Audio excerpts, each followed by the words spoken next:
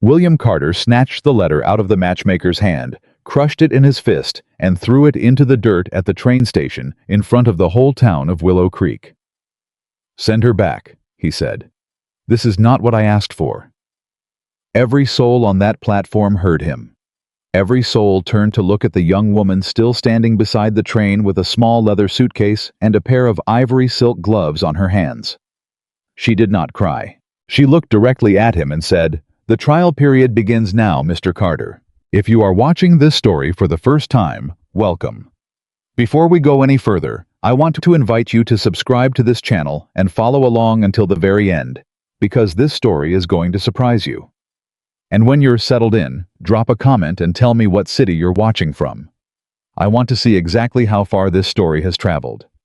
Now let's go back to Willow Creek, Kansas in the summer of 1885 and find out who Amelia Whitmore really was. The letter had taken 4 months to find her. By the time Amelia Whitmore read it, she was sitting in the back room of a dress shop in Boston, where she had been taking in alterations for 11 cents a garment, her fingers raw from needlework, her eyes straining in poor light.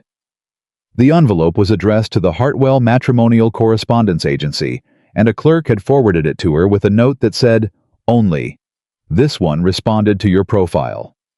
Rancher, Kansas. Serious inquiry." She read the letter twice. It was not romantic. It was not tender. It read like a man ordering a piece of equipment. "I am William Carter of Willow Creek, Kansas.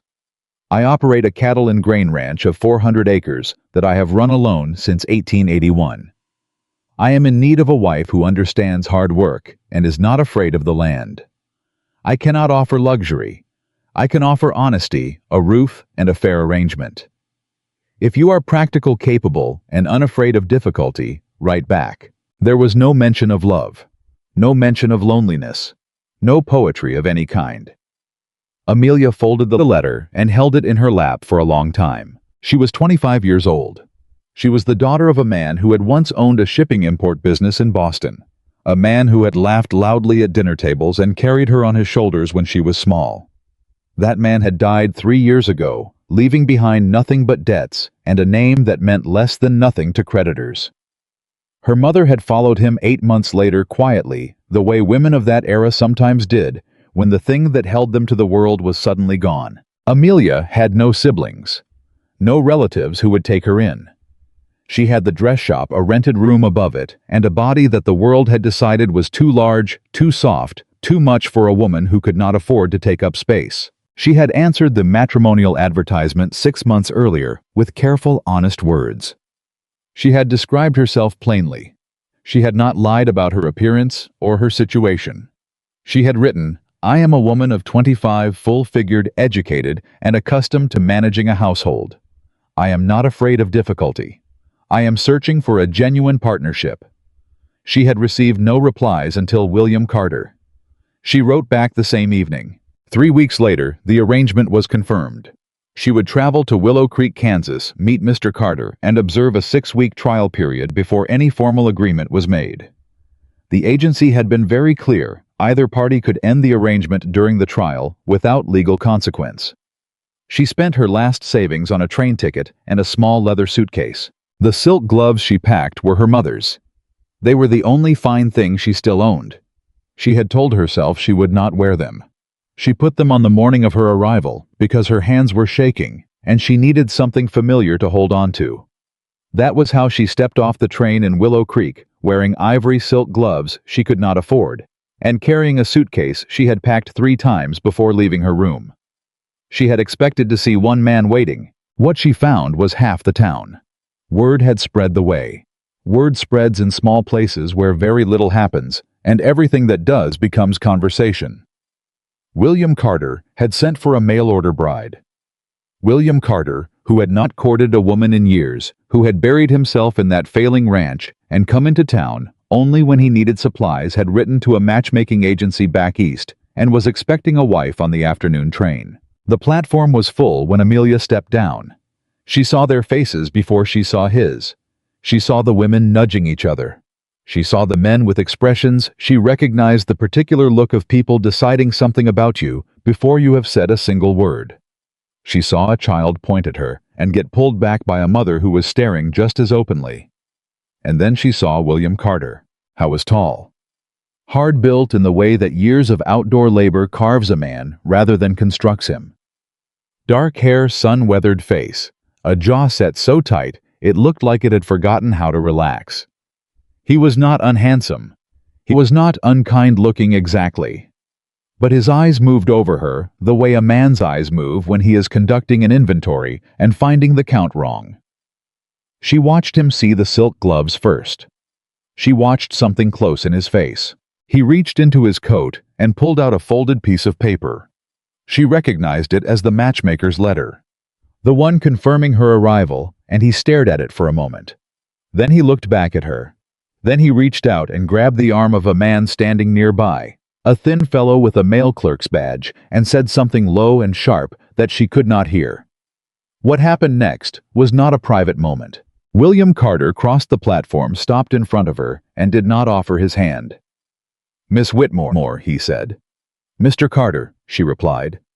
"I believe there has been a misunderstanding." The platform went quiet. Not completely quiet, but the kind of quiet that happens when people are holding their breath and pretending they are not listening. Amelia kept her chin level. What kind of misunderstanding? The kind where what a man asks for and what arrives on a train are two entirely different things. His voice was not cruel. She would think about that later. It was honest in the way that makes honesty feel like a blade. "I wrote that I needed a woman capable of hard labor, ranch work, early mornings and long days and physical work that most men find difficult." "I read your letter," she said. "Every word of it. Then you understand why I'm looking at you right now and seeing that you and I have a problem." "I understand that you're looking at my gloves and drawing conclusions," she said. "I've been drawing my own conclusions for the past 30 seconds. I notice you haven't offered to take my bag." Something moved across his face. Not shame. Not quite. Something he pushed back down before it could settle. "I'll pay your return fare," he said. "The agency said either party could end the arrangement during the trial period without." "The trial period," she said, "has not yet begun." "Miss Whitmore, you asked for a practical woman," she said. "A practical woman would point out that you are standing on a public platform in front of your entire town, offering to send away the woman you sent for before she has had a chance to prove a single thing. That is not practical, Mr. Carter. That is pride." The breath holding on the platform turned into something else. She heard a woman nearby make a soft sound that was not quite a laugh and not quite a gasp. William's jaw went tighter. "6 weeks," he said finally through his teeth. "That is what the agreement says." "Yes," she said. "It is." "Then we start the clock now." He picked up her suitcase without asking, which was the first decent thing he had done since she stepped off the train, and he walked toward the wagon without looking back. Amelia followed him. She heard someone behind her say not quietly enough, "Lord have mercy, what is he going to do with her?" She did not turn around. She climbed into the wagon herself, because he did not offer to help, and she sat beside him on the bench with her back straight and her silk-gloved hands folded in her lap, and they drove out of Willow Creek in silence. The silence lasted 4 miles. It was William who broke it, which surprised her. "How much did they tell you?" he said. "The agency, about the ranch. They said it was 400 acres of cattle and grain in Willow Creek, Kansas. They said you had operated it alone for several years. They said it was a working ranch in need of a capable partner." "In need," he repeated. The way he said it told her something she filed away. "That's one word for it." "Is there a more accurate word?" He was quiet for a moment. "Dying," he said. She looked at him. "The ranch is dying," he said. "The cattle herd is down to 43 head from over 102 years ago. I lost most of the north pasture to drought. The creditors from Harlan's bank have been circling for 2 seasons. I owe more than the property earns." He said it the way you say something when you have rehearsed stopping yourself from saying it so many times that the words have gone flat. "I didn't write that in the letter because no woman with any sense would come. And yet here I am," Amelia said. "Here you are," he agreed. He glanced at her sideways briefly. "Why, and don't tell me you came for love of the frontier. Nobody comes to Kansas for love of the frontier. She thought about lying. She thought about giving him the polished version, the version that made her sound brave rather than desperate. My father lost his business when I was 22, she said. He left behind more debt than I could see the bottom of. My mother died the year after. I have been working in a dress shop in Boston for 2 years, taking in alterations, living in a single room. I answered your advertisement because you were the only man who answered mine honestly. You said you needed someone practical and unafraid of difficulty. I am both of those things. She paused. I am also aware that I am not what you expected. You are not, he said. My size, she said flatly. And the gloves. The gloves are fine, he said, which was not what she expected. It's the rest of it. I need someone who can carry feed sacks and work the land, and I carried my own suitcase 4 blocks to the train station in Boston because I couldn't afford to hire a boy, she said. I have been doing alterations 6 days a week on a machine that breaks every 3rd week and that I repair myself. I may not look the way you pictured, but you have not seen what I can do. Another silence. Fair enough, William said. It was not warmth. It was not a welcome. But it was, she decided, a door left slightly open.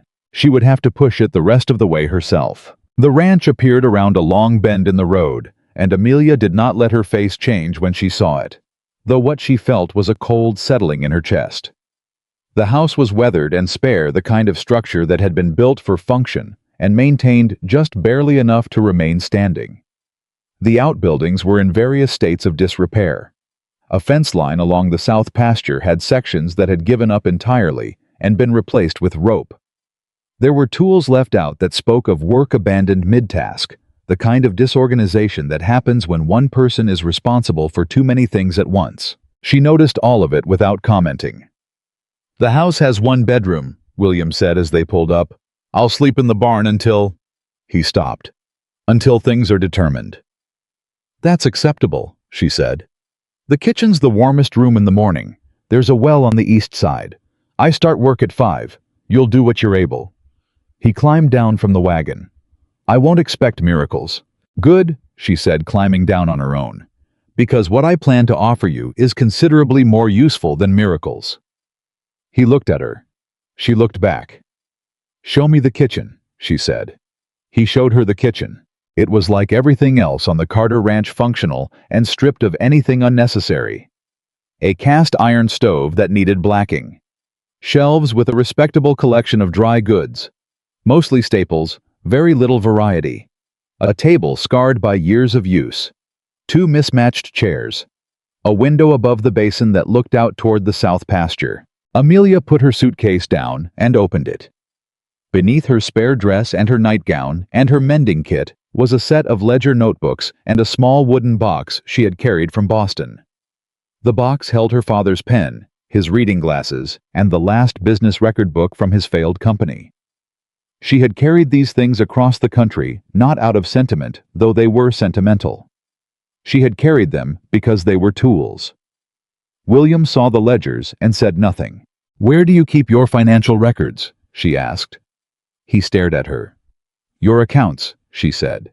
Your expense books. Your contracts with the bank, with your suppliers, with your cattle buyers. I keep my records, he said. I'm not suggesting you don't. I'm asking where they are. Why? Because I would like to look at them. He crossed his arms. You came here to cook and keep house and help with the livestock, Miss Whitmore, not to look at my accounts. I came here, she said in the same tone she might use to explain something to a child who was being unreasonable, but who she intended to be patient with, to be a partner in keeping this ranch alive. You told me yourself it's dying. I have some experience with the financial side of a failing operation. My father's business did not collapse overnight. I watched it fail slowly, entry by entry, because no one caught the problems early enough. She tilted her head slightly. I would like to see if I can catch yours. The silence this time was different. You watched your father's business fail, William said slowly. I did. And that makes you qualified to judge mine. It makes me qualified to recognize certain patterns, she said. I am not judging anything. I am offering to look. He uncrossed his arms. They're in the desk in the front room, he he said. "I'll get them out in the morning." "Thank you." He left. She stood in the kitchen alone for a moment, listening to his boots on the floor, the sound of the barn door, the distant complaint of cattle in the dark. She looked out the window above the basin. The Kansas sky was enormous and full of stars, the kind of sky that does not exist back east, and she was so tired she could feel it in the hinges of her jaw. Tired from the train and the platform, and the careful performance of being unbothered by a man who had tried to send her back to Boston in front of 30 strangers. She let herself be tired for exactly 1 minute. Then she took her mother's silk gloves off, folded them carefully, put them in the bottom of her suitcase, and began to heat water for the morning. The first week was the hardest. William had not exaggerated. The ranch work was physical in ways she had not fully prepared for, and her body protested every morning with a new inventory of aches. She was slow with the heavy buckets. She misjudged the weight of the feed sacks. She asked him to show her how to handle the horses 3 separate times before her movements stopped startling them. He was not cruel about any of it. That was the strange thing. She had expected contempt, the particular exhausted contempt of a man who had been right and knew it. But William Carter did not seem to take any satisfaction in her difficulties. He corrected her without mockery when she did things wrong. He answered her questions plainly. Once, when she was struggling with a fence post on the second day, he walked over without comment and repositioned her hands on the tool, then stepped back and let her continue. He did not say, "I told you so." He did not say much at all. At dinner on the 4th night she said, "You're quieter than I expected. You expected me to be louder. I expected you to remind me every day that you didn't want me here." He looked at his plate. "You're here. Reminding you doesn't change it." Most men would find it satisfying. "I don't find much satisfying these days," he said. "That's not aimed at you." She thought about that. When did it stop being satisfying? I was quiet for a long moment. "After my brother died," he said. 3 winters ago. He was working the north pasture in a storm that came in faster than we expected, didn't make it back. He said it the same way he had said the word dying in the wagon. Flat. Practiced into flatness. After that it was just me and the land and the debt. Not much room for satisfaction in that equation. "I'm sorry," she said. "You didn't cause it." "No, but I'm sorry it happened." He looked up from his plate. It was only for a second, but she caught something in his expression that she had not seen there before. Not gratitude exactly. Something more careful than that. Something that suggested he was not as accustomed to being simply spoken to as a person deserved. "How'd you know," he said, "to look at the accounts first night before you'd even seen the place in daylight? You asked right away." "Because every failing operation I have ever seen," she said, "looked on the surface like a problem with work, with effort, with the land or the weather or bad luck. But when you looked underneath, it was almost always a problem with numbers. Someone was spending more than they should have. Someone had signed a contract with terms that didn't favor them. Someone had borrowed at a rate that was quietly consuming everything." She paused. "My father was a brilliant man who worked himself to death and still lost everything because he didn't pay attention to the numbers until it was almost too late. I paid attention instead. I learned from watching him what not to do." William set down his fork. "He showed you the books," he said. "He taught me to keep them," she said. "I was doing his accounting by the time I was 17. He said I had a cleaner head for it than he did." She smiled slightly, the first real smile she'd allowed herself in days. "He was right." William picked his fork back up. "I'll have the ledgers on the desk tomorrow morning," he said. She nodded. "And Miss Whitmore?" "Amelia," she said. He paused. "Amelia," he said. The name sounded strange in his mouth, like a word from a language he had stopped speaking. "The fence on the south line, when you repaired that section yesterday. That knot you used. Where did you learn that?" "My father's shipping yard," she said. "I spent summers there as a girl. The workers used it for cargo rigging." He nodded slowly. "It's a better knot than the one I've been using," he said. "I know," she said. The corner of his mouth moved. She was not entirely certain, but she thought it might have been the beginning of something. She found the problem in his accounts on the 8th day. She had been going through the ledgers every evening after dinner, working by lamplight, while William sat across the room repairing tack or sharpening tools. Both of them quiet in the way of people who have negotiated a temporary peace. She had started with the most recent year and worked backward, and what she found was not the dramatic single catastrophe she had half expected. It was a series of small systematic compressions. The contract with Harlan's bank had been written with a variable interest clause that had been triggered 3 times in 4 years each time, increasing William's repayment burden without his apparent understanding of why. The supply contract with the merchant Garvey in town had a pricing structure that meant William was paying 15% above fair market rate for staple goods, a rate that had been locked in by an agreement signed the year his brother died, when William had likely not been reading anything very carefully. And there was a cattle buyer in Dodge City named Prescott, who had purchased from William twice in recent years, at prices that were, when she compared them to the regional averages she found in a trade publication she'd brought from Boston, notably and consistently low. She waited until she was certain. Then she came to the dinner table on the 8th night with the ledger open and a sheet of paper on which she had laid out the figures in 2 columns. What William had paid or received, and what was fair. "I need to show you something," she said. He looked at the paper. He looked at it for a long time. "Garvey," he said. "And Harlan's bank and the buyer in Dodge City," she said. "None of these are illegal. They're contracts you signed. But you signed them during a difficult period, and I don't think you read them as carefully as you would have otherwise." His jaw had gone tight. "How much?" he said. She told him the total discrepancy over 4 years. The number sat between them on the table like something heavy that had been dropped. "I can renegotiate the supply contract with Garvey," she said. "He'll resist, but the terms are up for renewal, and I have the market comparisons to support the request. Harlan's bank is more difficult, but the variable clause has a cap I don't think they've told you about.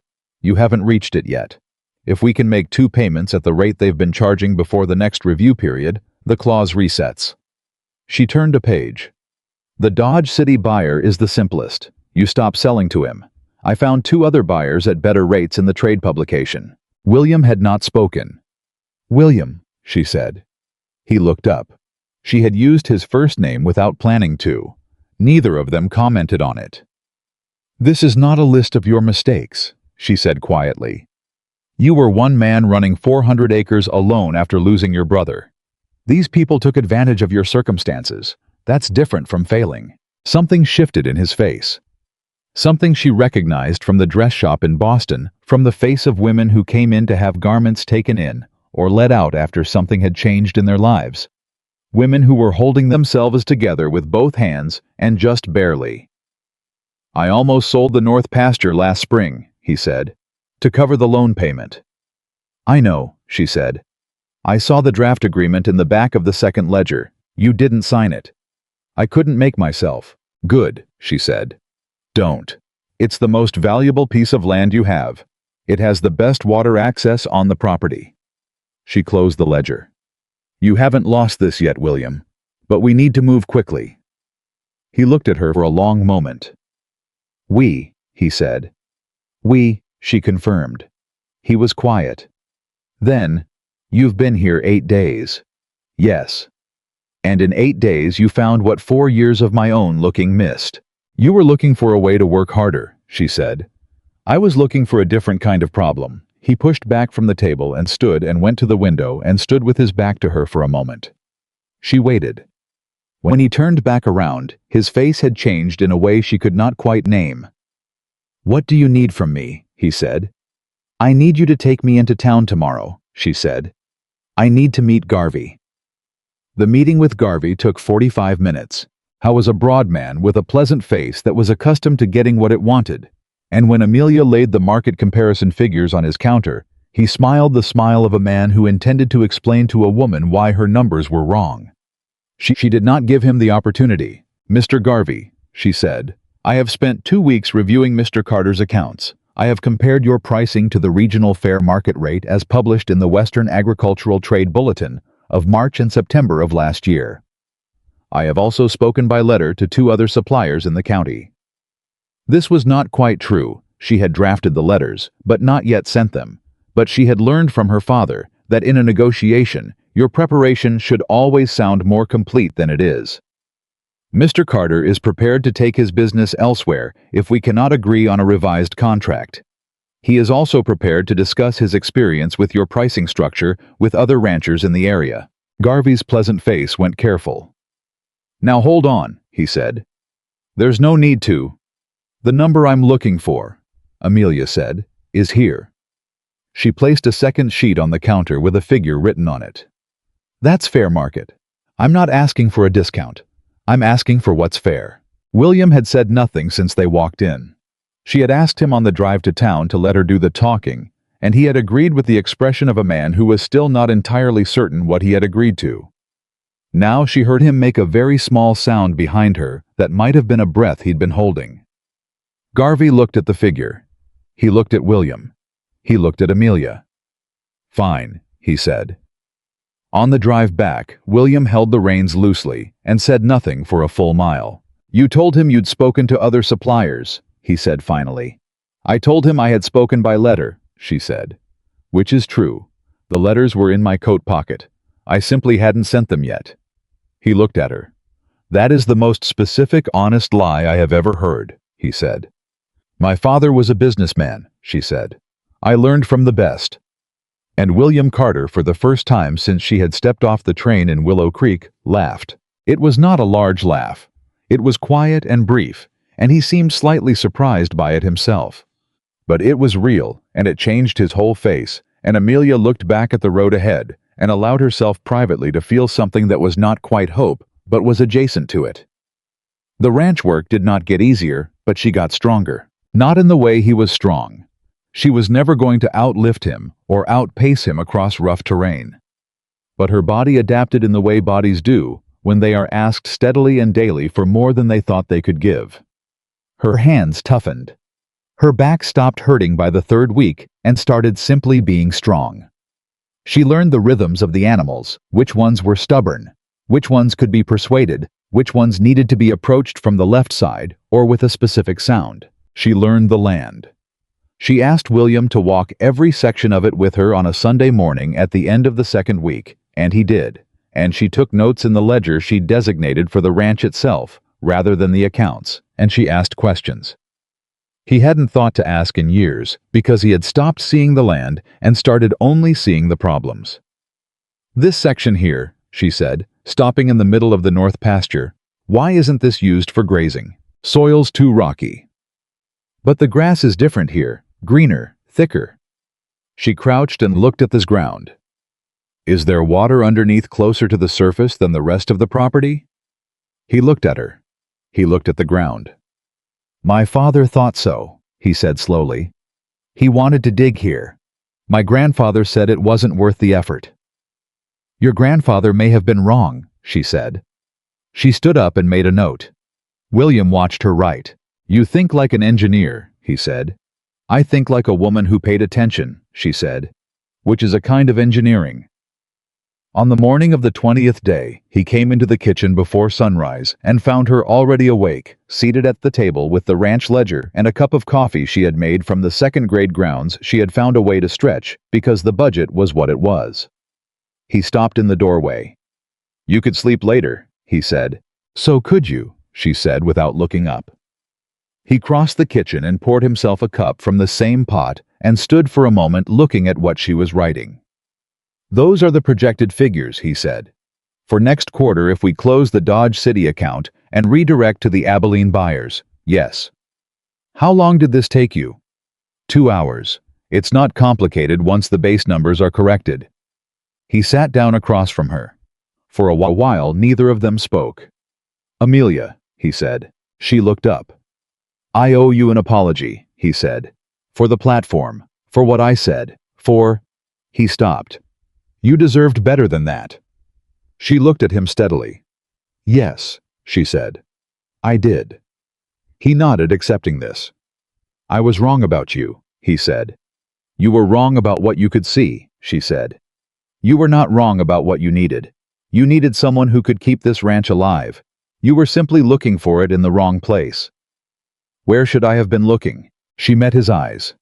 Right where you found me, she said. Outside, the Kansas dawn was just beginning to press its pale edge against the horizon, and the cattle in the south pasture were moving in the early morning way they had, and somewhere on the property, a meadowlark was starting up its first song of the day. William Carter set down his coffee cup and looked at the woman across the table from him. The woman he had tried to send back to Boston. The woman with her mother's silk gloves folded away in the bottom of a suitcase.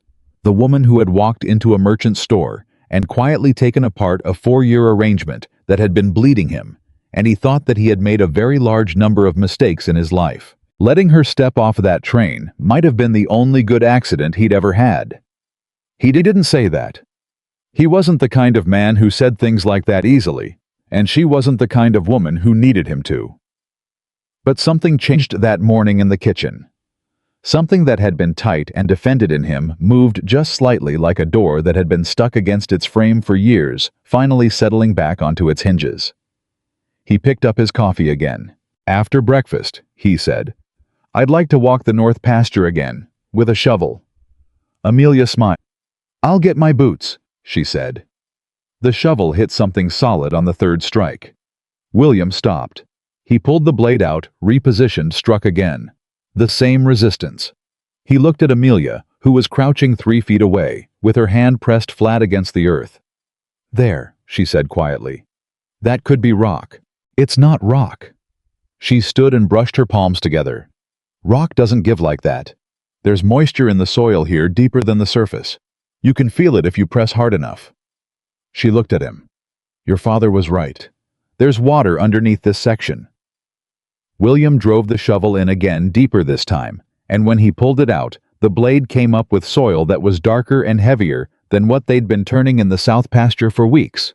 He stared at it. If there's a water source under this section, he said slowly, the north pasture could support double the herd we're running now. At minimum, she said. And the grass quality is already better than anywhere else on the property. Your cattle are instinctively avoiding the south section in the afternoons. Have you noticed that? He had noticed. He hadn't known what to make of it. They're following the water, she said.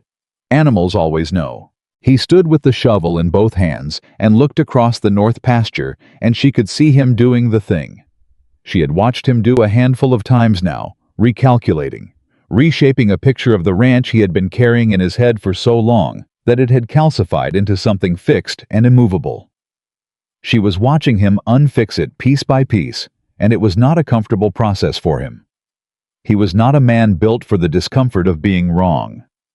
But he was honest enough to do it anyway, and she had come to understand that this quality, this painful, unglamorous honesty, was the thing about William Carter that she respected most. We'd need a well dug, he said. Yes. That costs money we don't have. It costs money we don't have yet, she said. The Abilene buyers offered 12 cents per head, above what Prescott was paying. If we move 30 head at the fall auction, that difference alone covers the well cost, with enough left to make the next bank payment. He turned and looked at her. You already ran those numbers? Last night, she said. After dinner. He was quiet for a moment. While I thought you were reading, he said. I was reading, she said. The trade publication, September issue. He made a sound that was not quite a laugh, but was in the same family.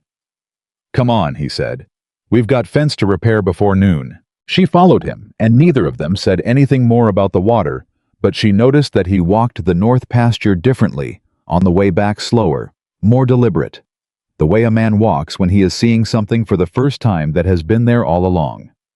The fence repair took until 2 in the afternoon. William had been working this particular section for 3 days because the posts were rotted at the base, which meant pulling them rather than just restringing wire, and pulling rotted posts from Kansas hardpan in midsummer was the kind of work that made a man understand exactly what his body was made of.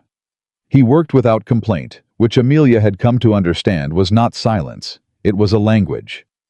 William Carter communicated in the quality of his silences, and she had spent 3 weeks learning to read them. She worked beside him.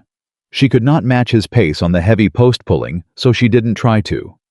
She worked the wire, which required precision more than strength, and she replaced the staples on the posts he set, and she handed him tools before he asked for them, because she had been watching long enough to know the sequence.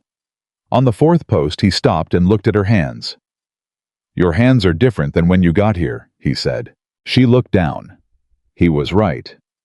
The alterations work in Boston had given her dexterity and needle calluses, but the ranch had given her something different, a broader toughening across the palm, a roughness at the base of the fingers.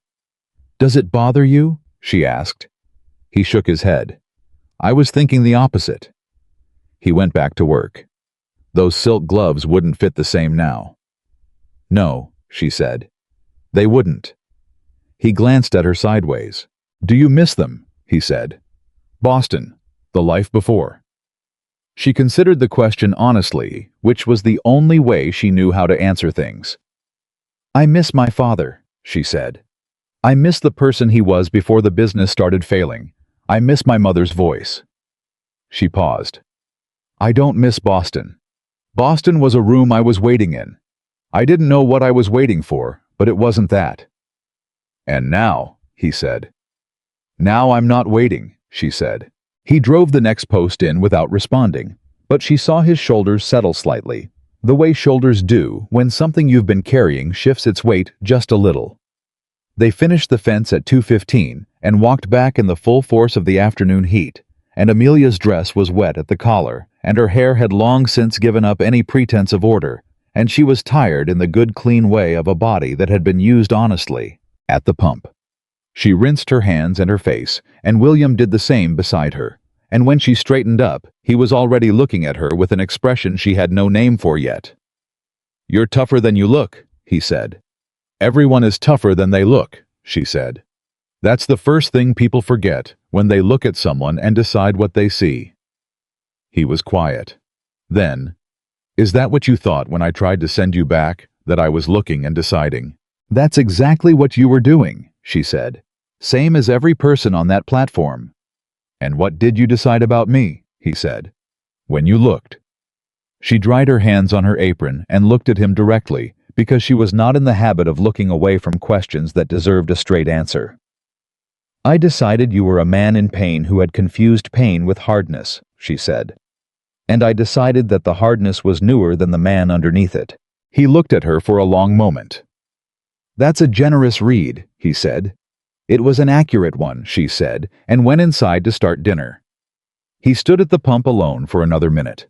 She didn't see his face, but she heard the bucket set down on the wood with a sound that was quieter and more careful than usual. It was on the 26th day that the first serious trouble arrived. She was in the house going through the bank correspondence when she heard the wagon on the drive and something in the particular rhythm of wheels on packed earth, too deliberate, too unhurried, made her put the papers down and come to the door. Two men in a buggy. Not local men. She could tell that by the clothes, by the leather satchels, by the way they looked at the house with professional detachment. One was wearing a coat despite the heat, which meant he was dressed for an occasion, not for weather. William came out of the barn. She watched him see the men and go still in a way that was different from his ordinary stillness. She came outside. "Mr. Carter." The man in the coat climbed down from the buggy with a smile that had nothing behind it. "My name is Aldrich. I'm with the Harland Bank of Wichita. This is my associate, Mr. Fenn. We've come to discuss the state of your account." "My next payment isn't due for 6 weeks," William said. "No, it isn't," Aldrich agreed pleasantly. "However, given the size of the outstanding balance and the performance history of the account, the bank has decided to conduct a routine assessment of the collateral." He looked at the house. He looked at the barn. He looked at the pasture in a way that was not looking, but calculating. Standard procedure for accounts in elevated risk categories. "I've never missed a payment," William said. "You haven't?" Aldrich agreed. "But the payment amounts have increased under the variable clause 3 times in 4 years, and the bank's records indicate the ranch's productive output has declined over the same period. The bank simply wants to know if there's anything worth taking," William said, his voice flat. Aldrich's pleasant expression did not change. Amelia stepped forward. "Mr. Aldrich," she said. Both men looked at her. Aldrich looked at her the way the Willow Creek platform had looked at her assessment categorization dismissal. "Ma'am," he said. "I've been reviewing Mr. Carter's account with Harlan's Bank over the past several weeks," she said. "I believe we should discuss the variable interest clause before any assessment of collateral takes place." Aldrich's smile changed slightly. "And you are?" "Amelia Whitmore," she said. "I'm the one who's been managing Mr. Carter's accounts." "I see." He exchanged a brief look with Fenn. "Well, Miss Whitmore, the variable clause is a standard 3% trigger activated when the prime lending rate exceeds a certain threshold," she said. "Yes, I know the clause. I also know that the clause has a cap written into the original contract section 7 paragraph 3, which Mr. Carter has not reached, but which the bank has not volunteered information about. That cap, when reached, would freeze the interest at the current rate regardless of future prime rate movement." She paused. "I'm wondering if the bank's assessment visit has anything to do with the fact that we are at the current repayment pace approximately 2 payment cycles away from reaching that cap." The silence on that porch was the loudest thing she had ever stood inside. Aldrich was no longer smiling pleasantly. "Where did you—" He stopped. "Recovered. The contract terms are as written, Miss Whitmore. Any borrower is free to review. I have reviewed them," she said, "thoroughly. I would also note that the original contract was signed under terms that in my reading may not have been fully disclosed to Mr. Carter at the time of signing." She looked at him steadily. "I'm not a lawyer, but I know a man in Wichita who is, and he has been corresponding with me about agricultural lending contracts in this county. I believe his name is familiar to the bank." She had no man in Wichita. She had no lawyer. She had a name she had found in the back of the trade publication, an attorney who had written an article about predatory lending practices in the agricultural sector, and she had sent him a letter 4 days ago that he had not yet received. But Aldrich did not know any of that. He looked at her for a long moment. "The assessment is routine," he said much more carefully than before. "We'll note the account is under active management and report accordingly." "I appreciate that," she said. "Mr. Carter will continue to make payments on schedule, as he always has." Aldrich looked at William, who had not said a word since Amelia stepped forward, and was now watching her with an expression that could not be called anything other than stunned. "Good day, Mr. Carter," Aldrich said. "Good day," William said. The buggy turned around and moved back down the drive. Amelia watched it until it was out of sight. Then she turned around, and William was right there, closer than she expected, looking at her with an intensity that she felt in her sternum. "What attorney in Wichita?" he said. "I wrote to him 4 days ago," she said. "He hasn't replied yet." "So you don't have a man in Wichita?" "I will," she said. "In about 2 weeks if the Post cooperates." He stared at her. "Amelia," he said. "The cap is real," she said. "I didn't invent that. It's in Section 7, Paragraph 3, and they are very aware that we're close to it. That's why they came. They wanted to frighten you into selling or defaulting before you reached it." "I know," he said. He was still looking at her with that intensity. "That's not what I was going to say." "What were you going to say?" He opened his mouth, closed it. "Thank you," he said. "That's all. Just thank you." It was not all. She could hear what wasn't being said underneath those words. All the things a man like William Carter could not yet find the architecture to express. But it was enough for now. More than enough. "Go check the south fence," she said. "I'm going to write to the attorney in Wichita again." He went. But she heard him pause at the corner of the house, and she heard him say quietly to no one in particular, "Lord." She allowed herself one small smile before she went inside to write the letter. 2 days later, the trouble came from inside the town itself. She had gone to Willow Creek alone for the first time, which was William's idea. He needed to work the north pasture, and she needed to collect supplies and a piece of correspondence from the post office, and he had handed her the wagon reins with an ease that told her something had shifted in the previous weeks, that he no longer thought of her as someone who required managing. The post office first. The letter from the Wichita attorney had not arrived yet, but there was a package from the trade bureau she had written to, and a note from the second cattle buyer in Abilene, confirming his fall auction price. She was reading the note on the post office steps when she heard voices. Women's voices. She looked up. 3 women were standing in front of the dry goods store across the street. She recognized 2 of them from the train platform. They were not looking at her covertly. They were looking at her directly, with the particular confidence of women who had decided that being seen looking was part of the point. Amelia folded the letter, put it in her pocket, and crossed the street.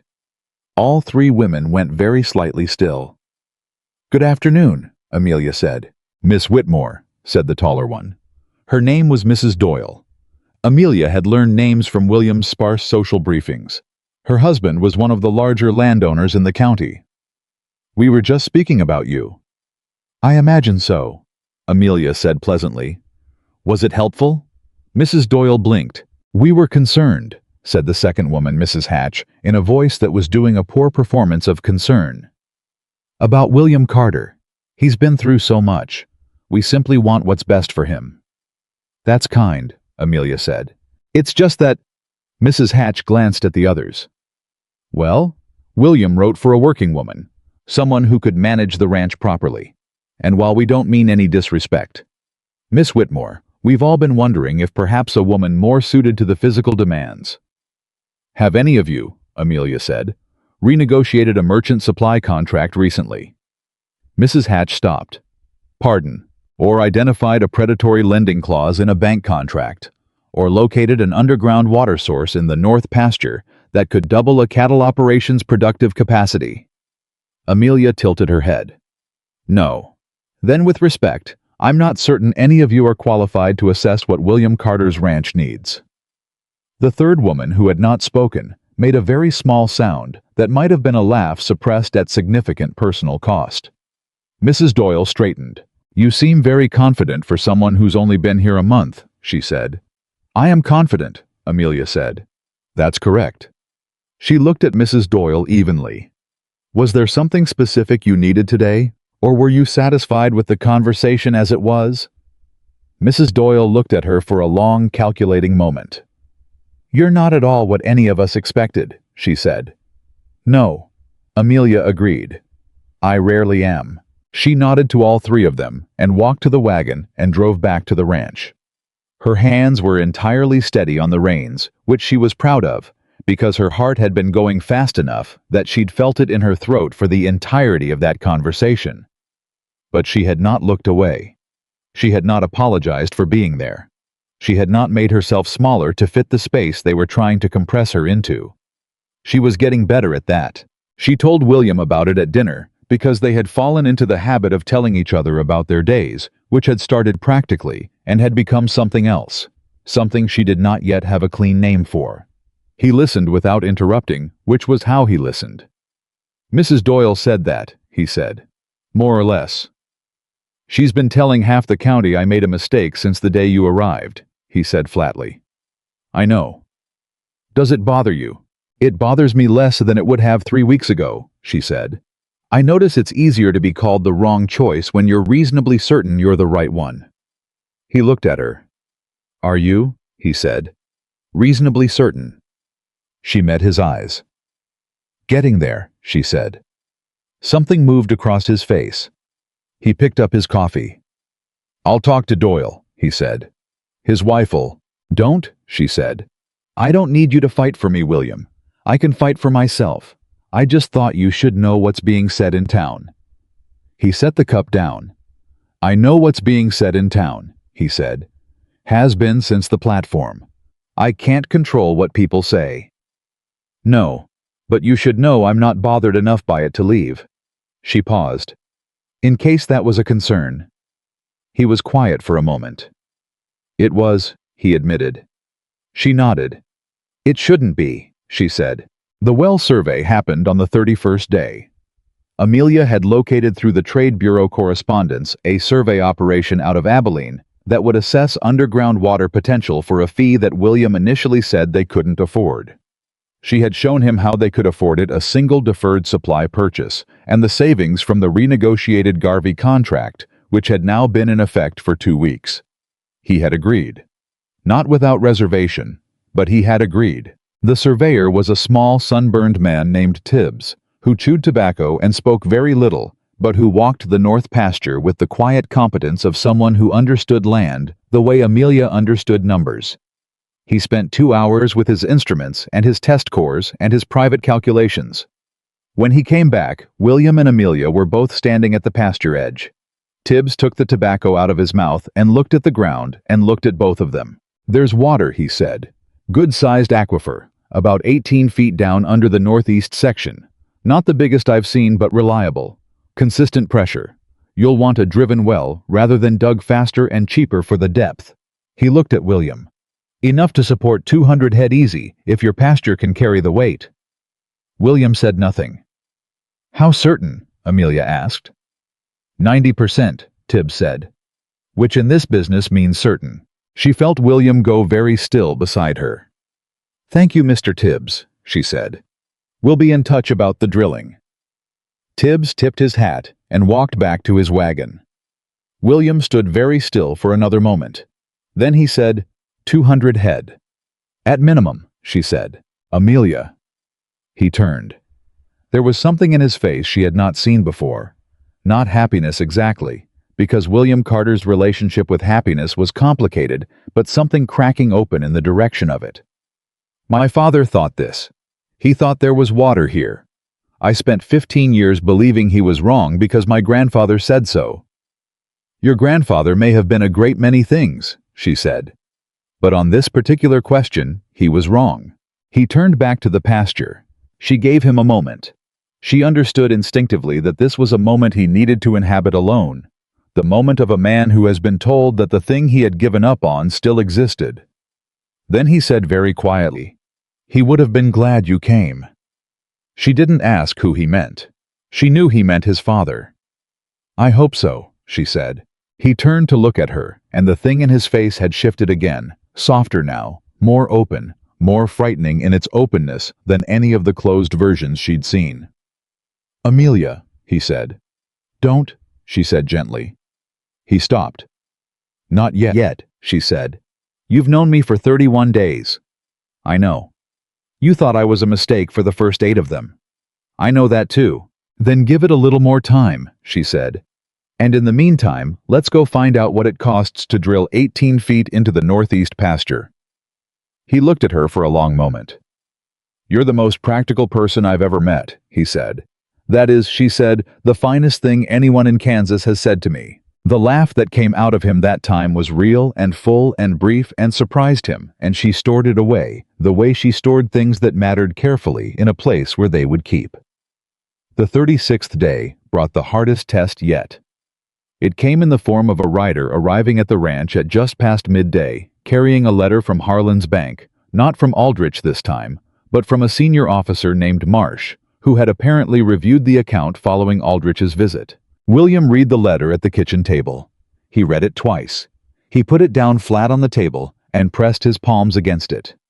She waited. "They're moving the balloon payment," he said. She went cold. "When?" "From November to September, 6 weeks early." He looked up. "They say there's a clause, a performance assessment clause. If the bank determines the collateral is at elevated risk, they can accelerate the final balloon payment by up to 90 days. She pulled the letter toward her and read it herself. Her mind was already moving through the numbers by the time she finished the page. The balloon payment was the largest single amount remaining on the loan, the lump sum at the end of the variable period that would clear the principal balance. They had been building toward it steadily, had a plan that accounted for the November date. September was a different universe. "We don't have it," William said. "Not by September." "How much short?" he told her. The number sat between them. It was not an impossible number, but it was a September number, and what they had was not a September answer. "The fall auction," she said.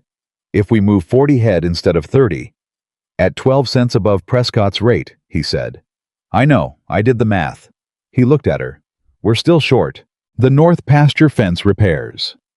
She was thinking out loud, which she rarely let herself do, because she liked her thinking orderly, but the situation was calling for speed.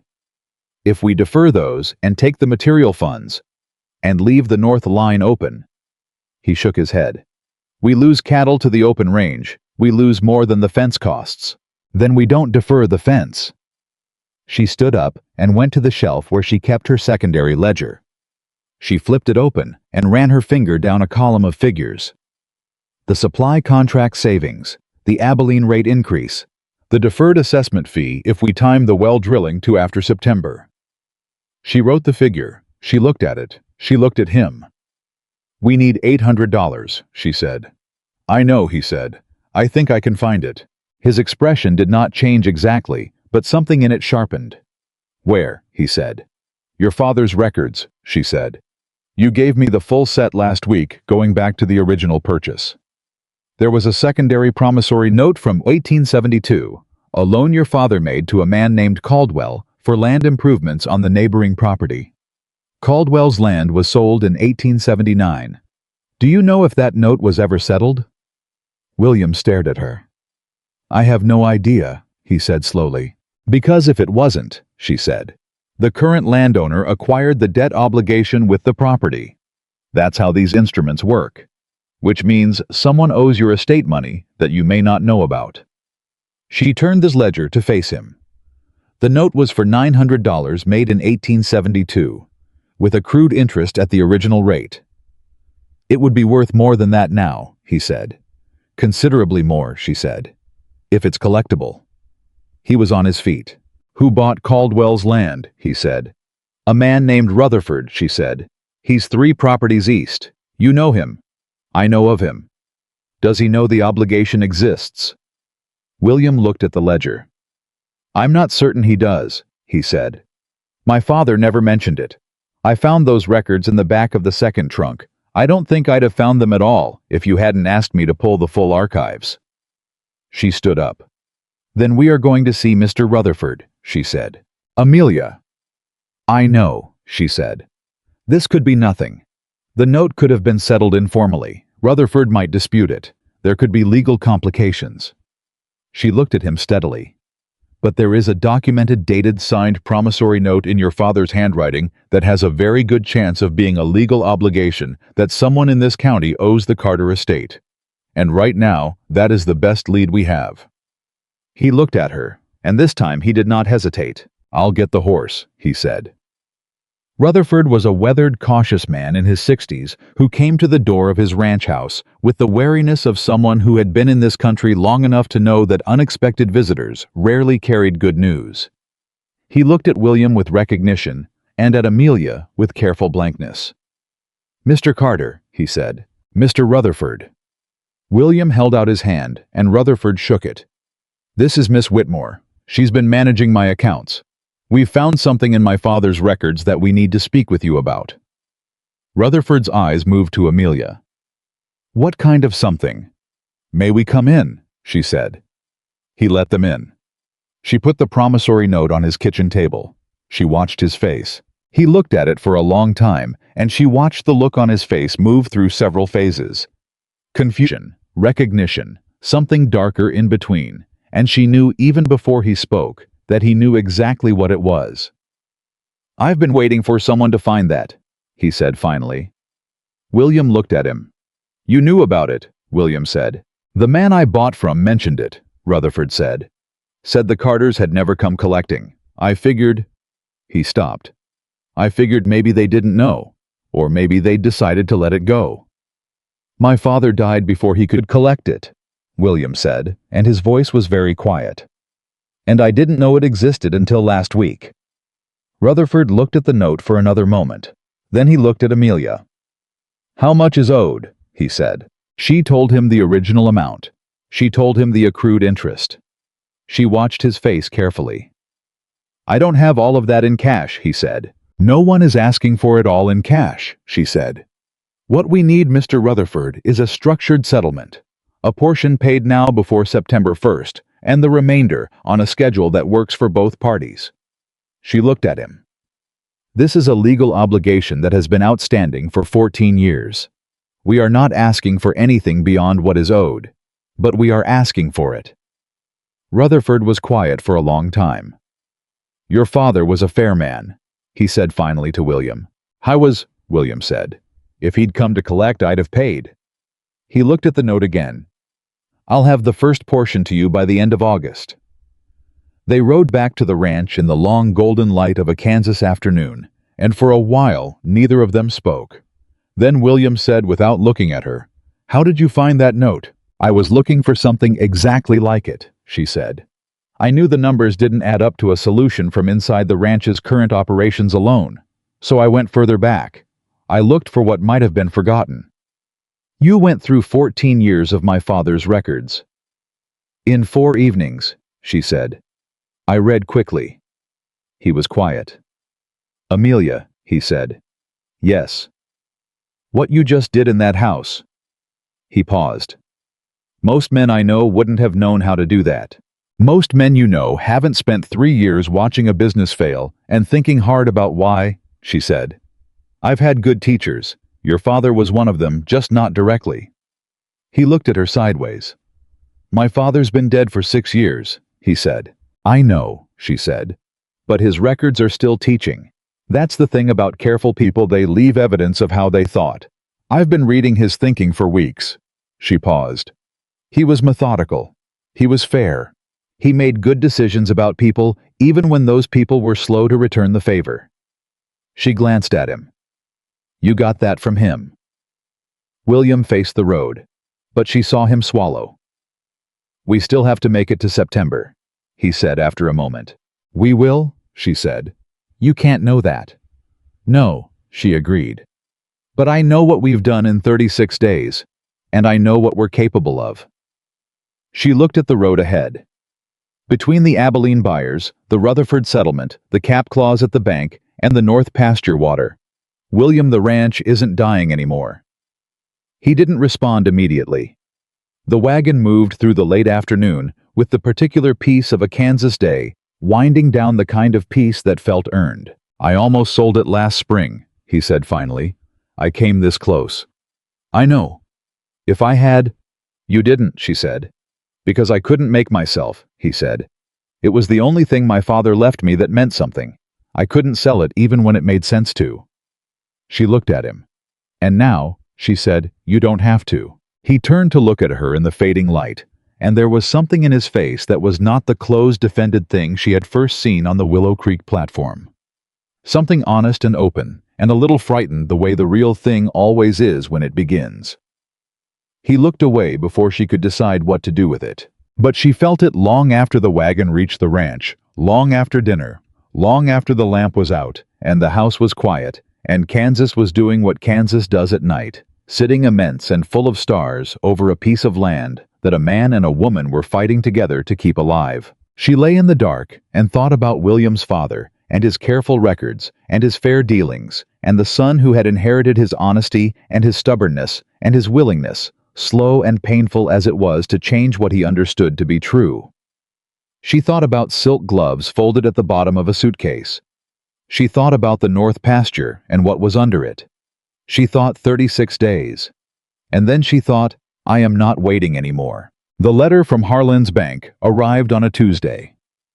By Wednesday morning, the whole town of Willow Creek knew about it. Amelia found out the way she found out most things in Willow Creek, not from William, who had said nothing at breakfast and had gone out to the North pasture before she could read his face properly, but from the woman who ran the post office. Mrs. Larkin, who told her when she came to collect the Trade Bureau correspondence that Aldrich from the bank had been seen at the Doyle property the previous evening, staying for supper. Mrs. Larkin said, with the careful neutrality of a woman delivering information she knew was significant. Mrs. Doyle's boy saw the buggy in the drive. Amelia thanked her and walked back to the wagon and sat in it for 1 full minute before she picked up the reins. Aldrich at the Doyle property. The Doyles were the largest landholders in the county. If the bank was talking to Doyle, they were not simply conducting routine account assessments. They were building a case. They were looking for an ally with enough land and enough credit to absorb the Carter property if the balloon payment defaulted. She drove back to the ranch at a pace that was not quite urgent, but was not leisurely either. William was coming out of the barn when she pulled up. He looked at her face and said, "What happened?" She told him. He went very still in the way she had learned to recognize not the stillness of a man shutting down, but the stillness of a man who is holding something fragile and does not want to drop it. Doyle's been wanting the north pasture for 3 years, he said. I suspected something like that, she said. Is there history there? He offered to buy it from me after my brother died. I said no. William looked toward the north pasture, his jaw set. He didn't like that.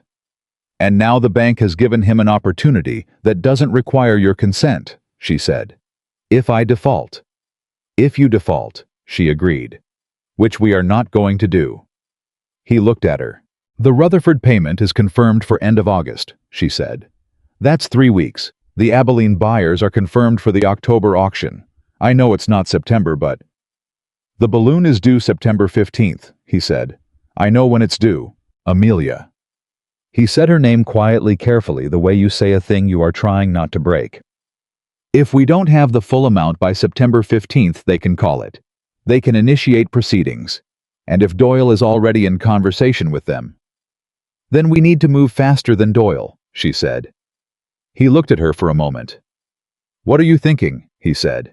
I'm thinking, she said slowly, that the Abilene buyers want 40 head in October, but they want them because they need cattle. They need them now as much as then. The auction date is a convenience, not a requirement. He was quiet. You want to sell early, he said. I want to approach them about a private sale, she said. 35 head delivered before September 1st. At the auction rate, not below it. We use the Rutherford settlement as earnest guarantee and negotiate a 10-day payment term. Private sales take negotiation time, we don't. I've already written to them, she said. He stopped. When? He said. 3 days ago, she said. When I first saw the numbers and realized September was going to be a problem regardless of Rutherford. I drafted the letter the same night the bank notice arrived and sent it the next morning. He stared at her. You didn't tell me, he said. I didn't want to raise a possibility before I knew if it was real, she said. I should have told you. I'm telling you now. I was quiet. Something moved through his expression, not quite hurt, but in the neighborhood of it. William, she said.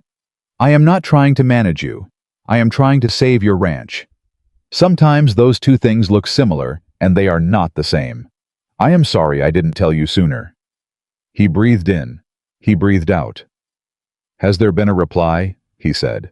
Not yet, but the buyer's name is Haverford, and he is practical, and the price I offered him is fair, and he would be a fool to say no.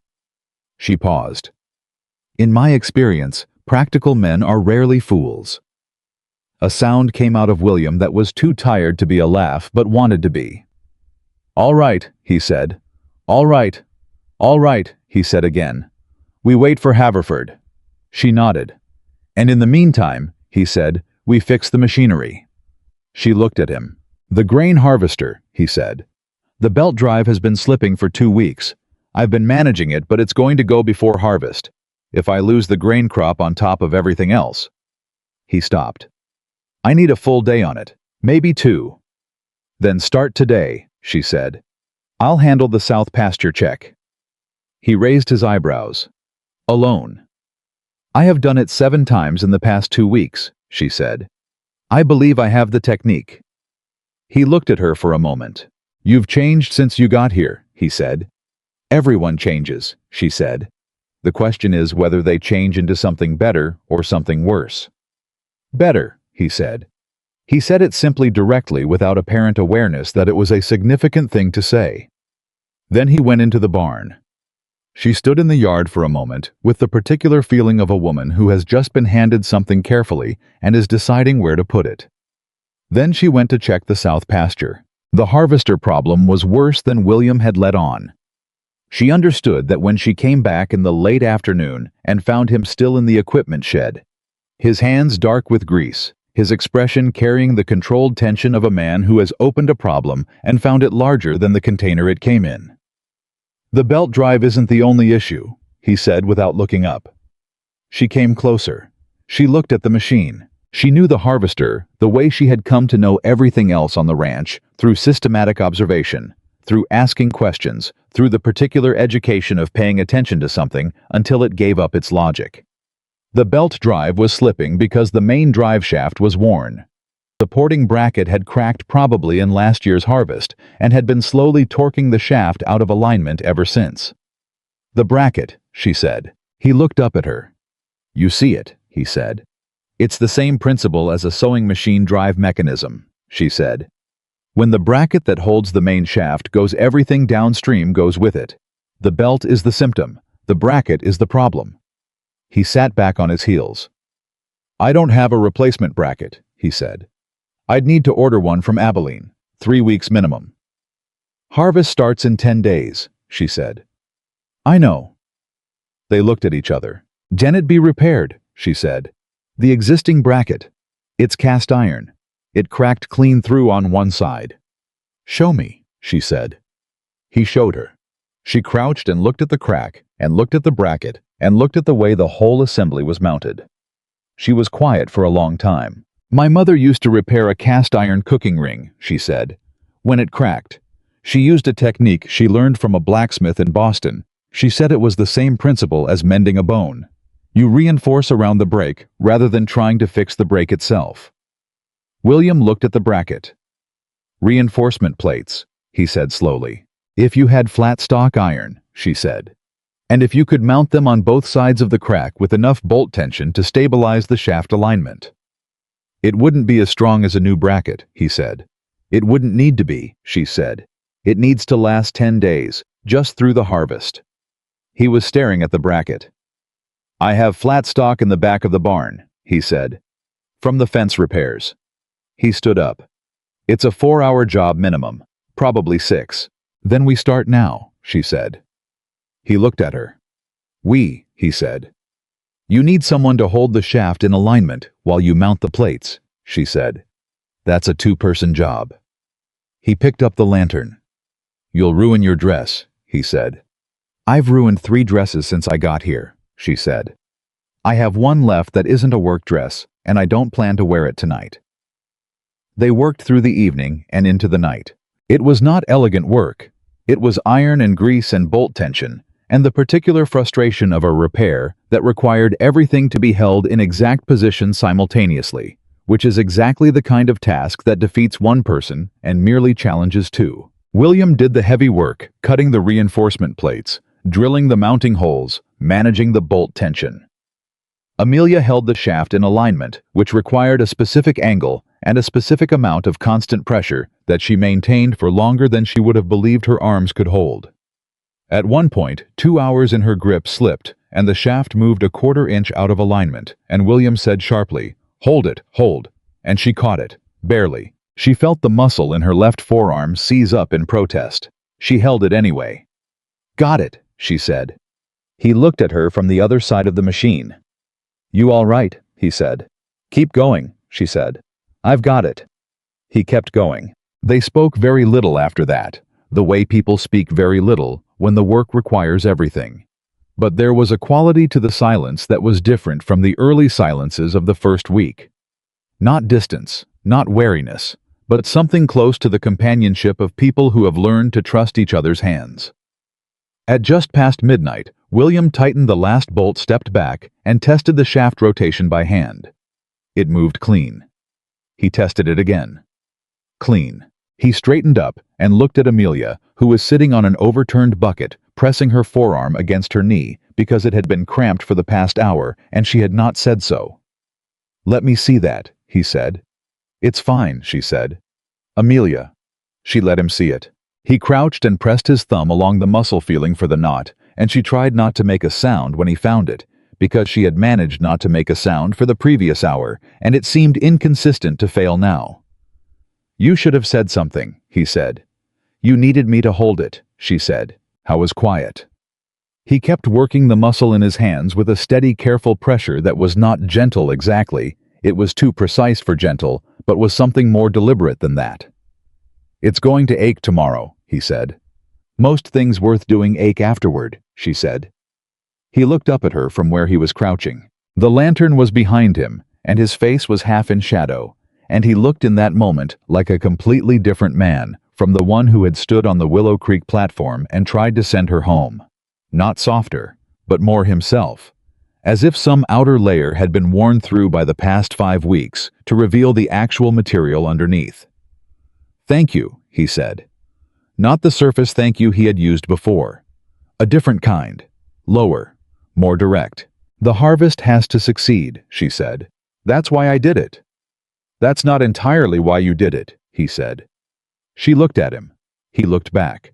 He stood up and moved away to clean his hands, and she looked at the repaired machine and felt her forearm aching, and thought that he was not wrong. The reply from Haverford arrived 3 days later. Amelia read it at the kitchen table before William was up, which she later decided was either fortunate or unfortunate, depending on how you looked at the next 5 minutes. Haverford agreed to the private sale. 35 head delivered August 28th payment within 7 days of delivery. The price was the Abilene auction rate, minus 2 cents per head, a small concession he was asking for in exchange for the pre-auction convenience. She did the math immediately. The minus 2 cents reduced their total by $70. With the Rutherford settlement and the Haverford payment combined, they would be $14 short of the full balloon payment. $14.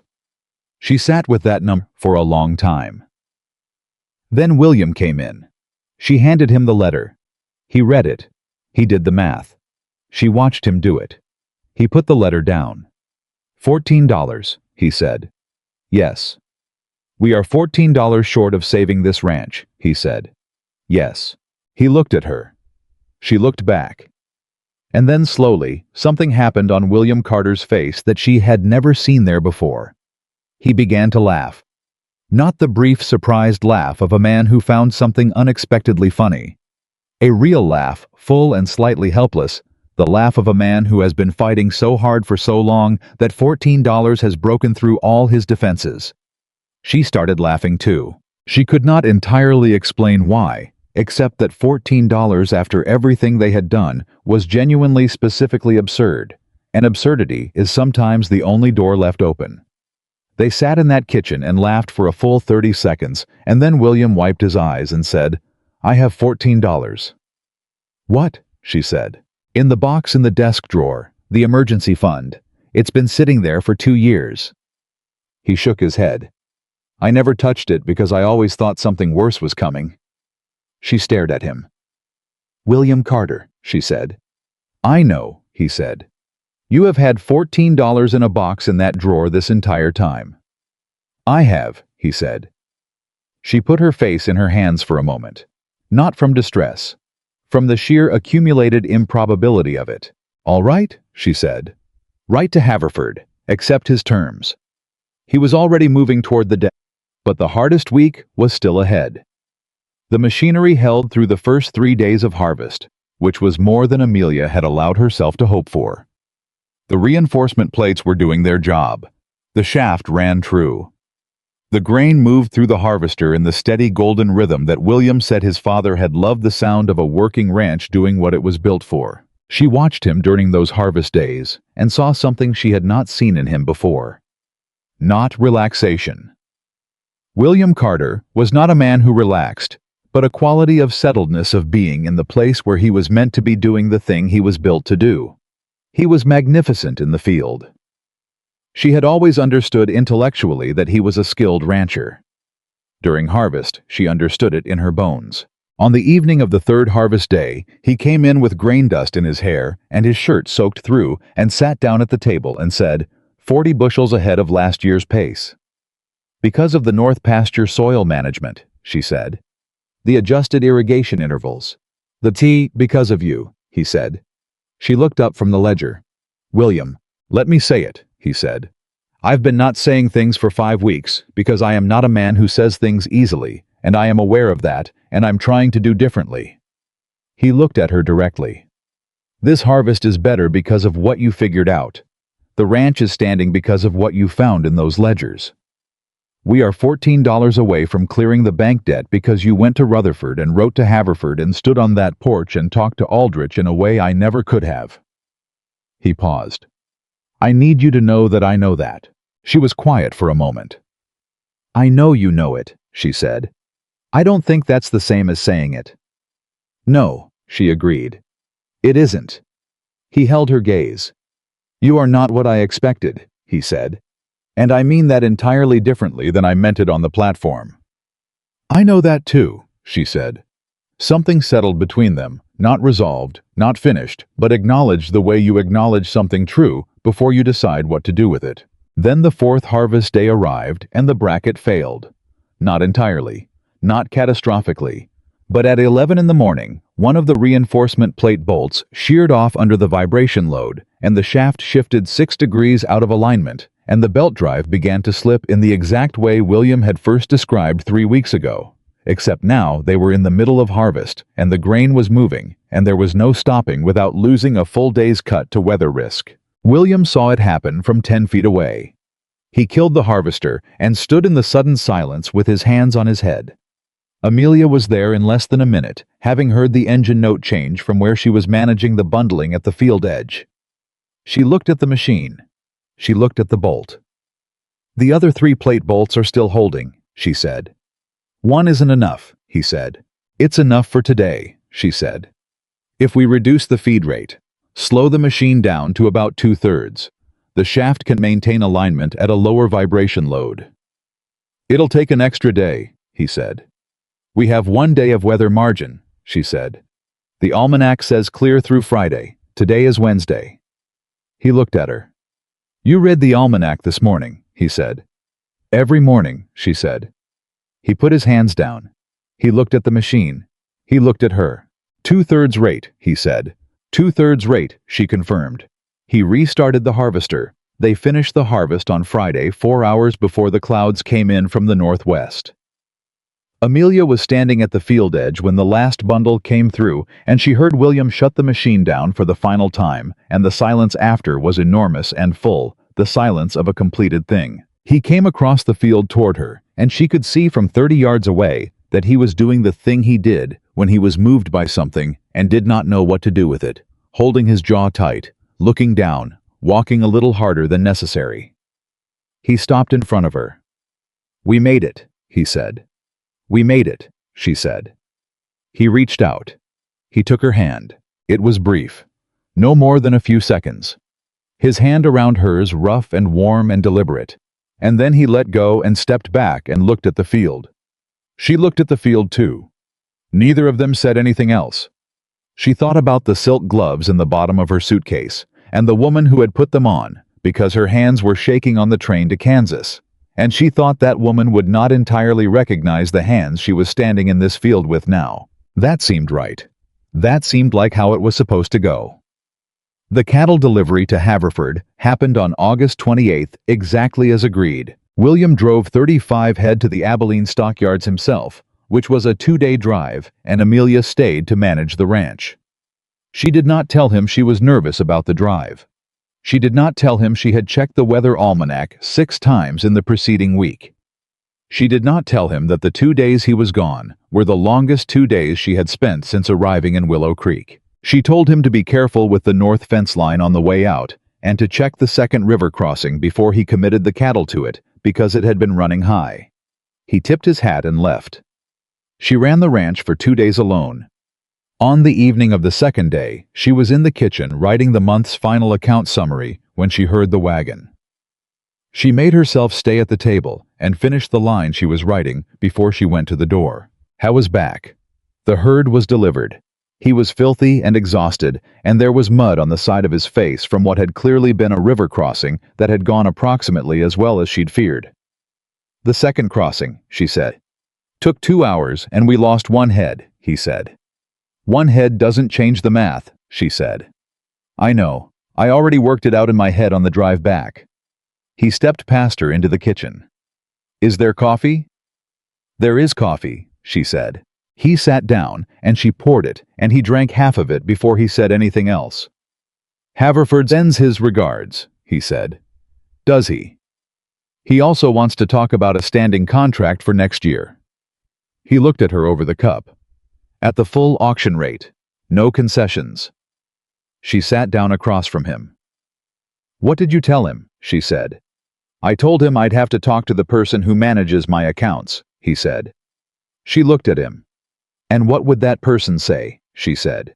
I think that person would say yes, he said. She nodded slowly.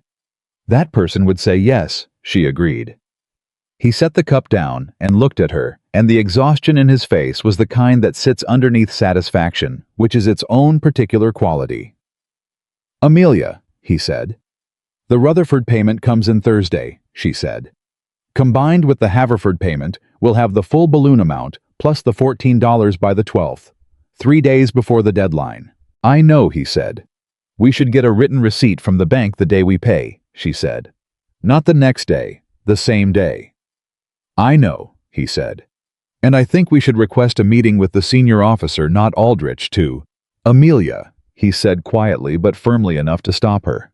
She stopped. I know all of that, he said. You've thought of everything. You always think of everything. He looked at her steadily. I'm not talking about the bank right now. She was quiet. What are you talking about? She said. The 6-week trial period ended 11 days ago, he said. She had been aware of this. She had been intensely specifically aware of this for 11 days and had said nothing because William Carter was a man who needed to arrive at things himself. And she had learned that the worst thing you could do with a door that was opening was push it. You didn't say anything, she said. I was waiting, he said. For what? To be sure, he said. She looked at him. And are you? She said. He leaned forward and put both arms on the table and looked at her with the same directness he brought to everything. The honesty that had been in his letter, that had been on the platform, that had been in every conversation they'd had in this kitchen over the past 6 weeks. I was wrong about you, he said. I was wrong from the first moment on that platform. Everything I thought I knew about what I needed and what strength looked like and what kind of woman could stand beside me on this land, I had all of it wrong. He paused. And then you came and stood there and looked at me and said the trial period begins now, and everything I thought I knew started coming undone. She did not move. I'm not a man who falls easily, he said. I want you to know that. This is not something I say to women. I don't say things I don't mean. I know, she said. Then you know. He said that when I tell you I don't want you to leave, I mean it completely. She looked at him for a long time. This was the man who had tried to send her back to Boston. The man who had looked at her silk gloves and seen a mistake. The man who had slowly, painfully, honestly dismantled every wrong thing he believed one piece at a time, until what was left was someone she recognized and respected, and felt something for, that was considerably stronger than respect. William, she said. Yes. The 6 weeks ended 11 days ago, she said. I know. And you waited 11 days. I wanted to be sure, he said again. You could have. I know when I'm certain, he said. I needed to know when you were. She looked at him. Ask me, she said. He held her gaze. Stay, he said. Not because of the ranch. Not because of the accounts or the bank or the Abilene buyers. Stay because I am asking you. Stay because... He stopped. Stay because I am a better man in this kitchen with you across the table from me than I have been in 6 years, and I would like to see what that becomes. The kitchen was quiet. Outside, the Kansas evening was going down in the colors. It reserved for the end of good days, and somewhere on the property, the cattle were settling, and the north pasture was sitting above its secret water, and the harvested grain was in the barn, and in 3 days, the Rutherford payment would come, and in 5, the Haverford payment, and in 12 days, the bank would have everything it was owed, and the Carter Ranch would belong entirely to the man sitting across from her. Amelia looked at William Carter. She thought about the letter she had read in the back room of a dress shop in Boston. The letter that had not been romantic or tender, that had read like a man ordering a piece of equipment that had said, only, I need a woman who is not afraid of difficulty. She had not been afraid of difficulty. She was not afraid of this. I'll stay, she said. He breathed. It was the smallest sound, but she heard everything in it. He reached across the table and took her hand, the way he had taken it in the field at the end of harvest, briefly, deliberately. Except this time, he didn't let go. They sat like that for a long time in the kitchen of a ranch that was no longer dying while the last light went out of the Kansas sky.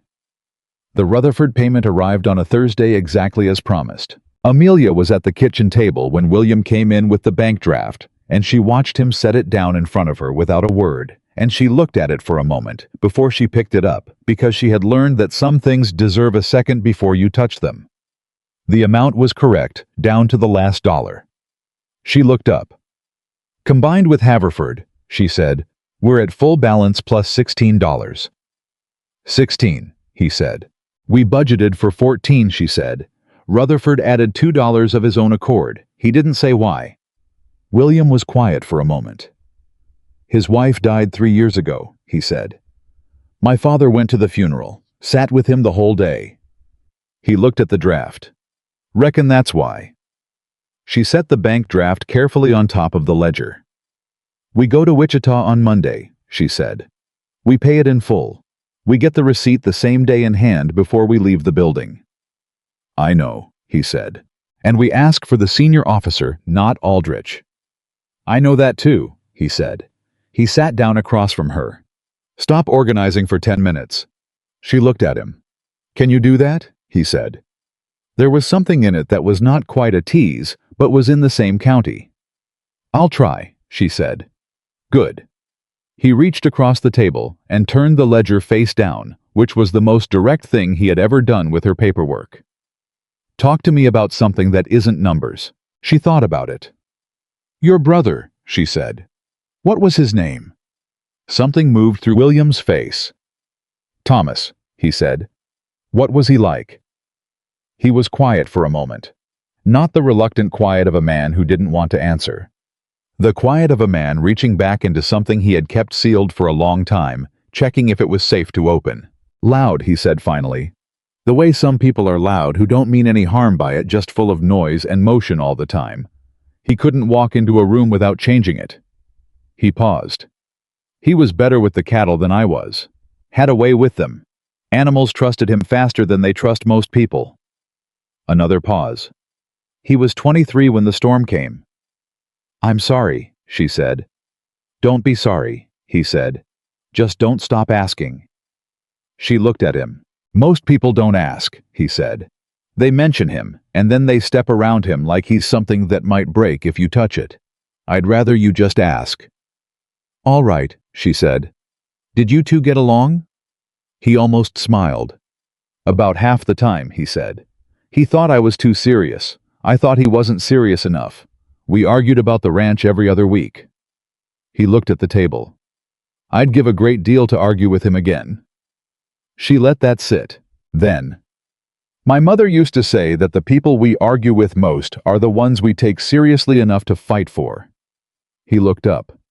"She sounds like she was a wise woman," he said. "She was practical," Amelia said. "She always said wisdom and practicality were the same thing dressed in different clothes." He looked at her.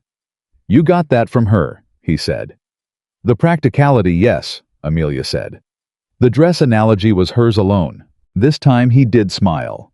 It was brief and quiet and real, and it did what his smiles always did, which was change his whole face into something that had no business being as arresting as it was.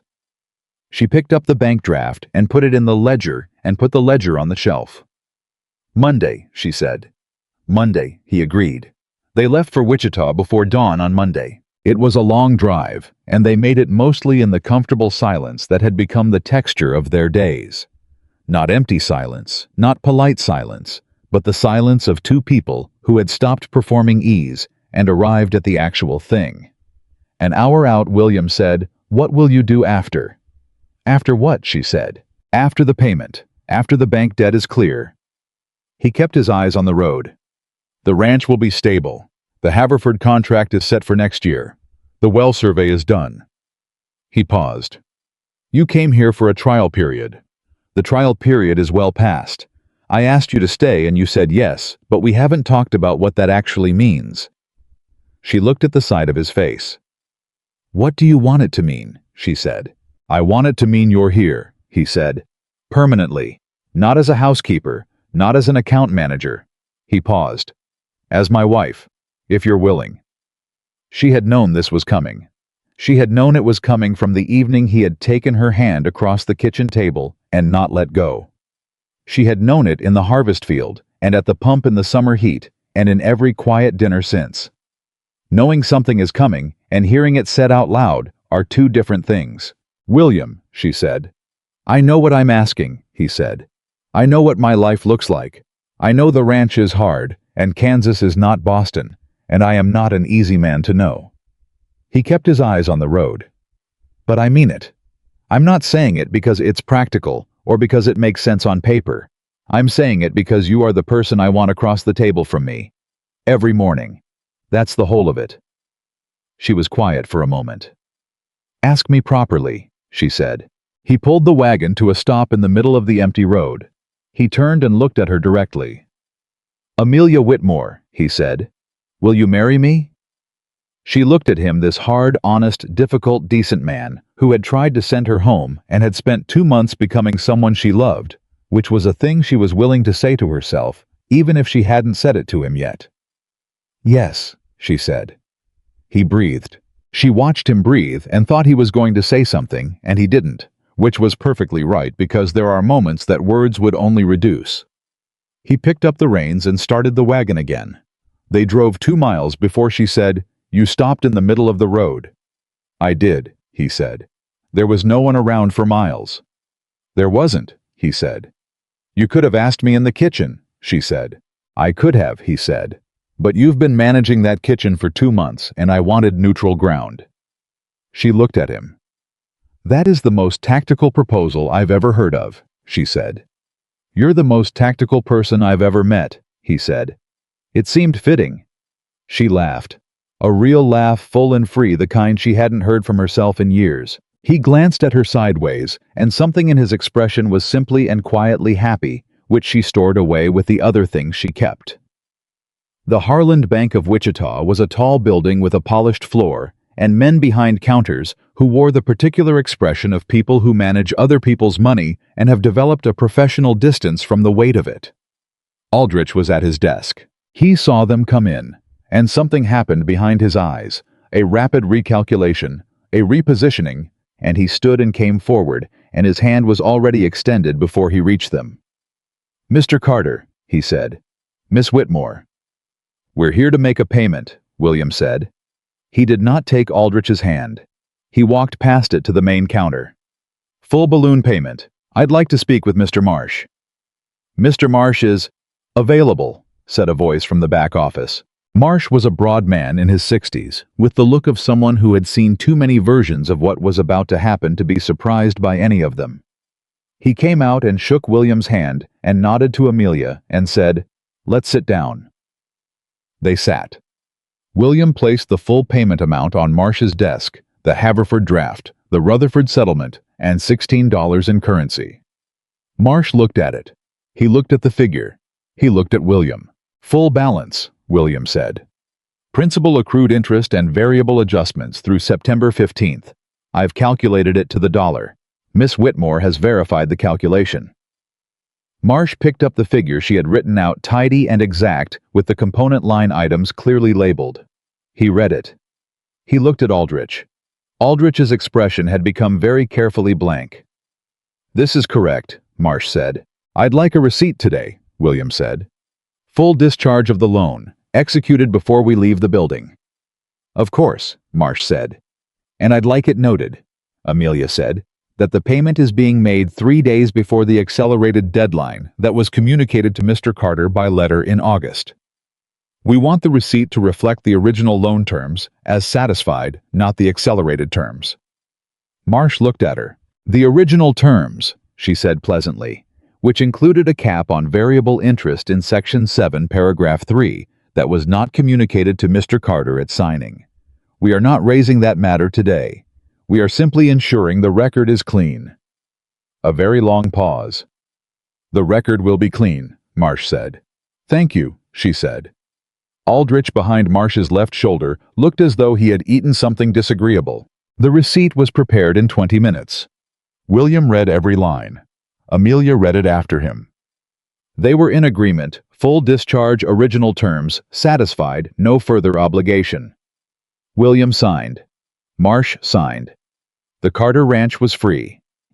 William held the receipt in his hands for a moment before he folded it. He did not say anything dramatic. He was not a man for dramatic statements. He folded the paper and put it in his coat pocket and stood up and shook Marsh's hand and said, "Good day." "Good day, Mr. Carter," Marsh said. They walked out of the Harland Bank of Wichita into the September morning, and William stopped on the front steps and put his face up toward the sky for one moment, just one, and she watched him and did not say anything, because some things need a moment of no words. Then he looked at her. "Done," he said. "Done," she said.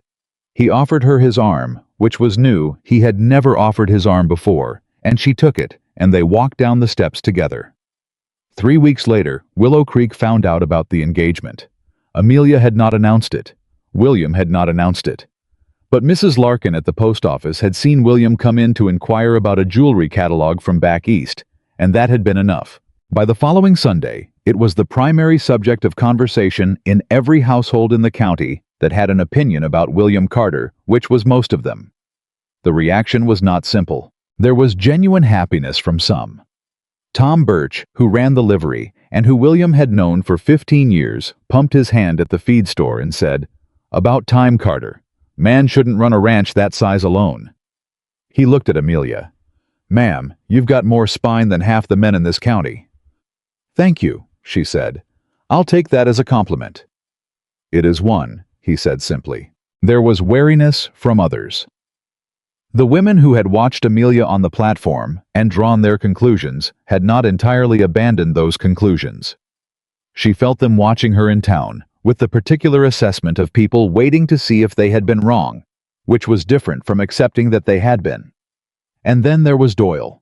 Doyle found William at the feed store on a Wednesday morning, which Amelia knew because William came home from town with a set to his jaw that she had not seen since the early weeks.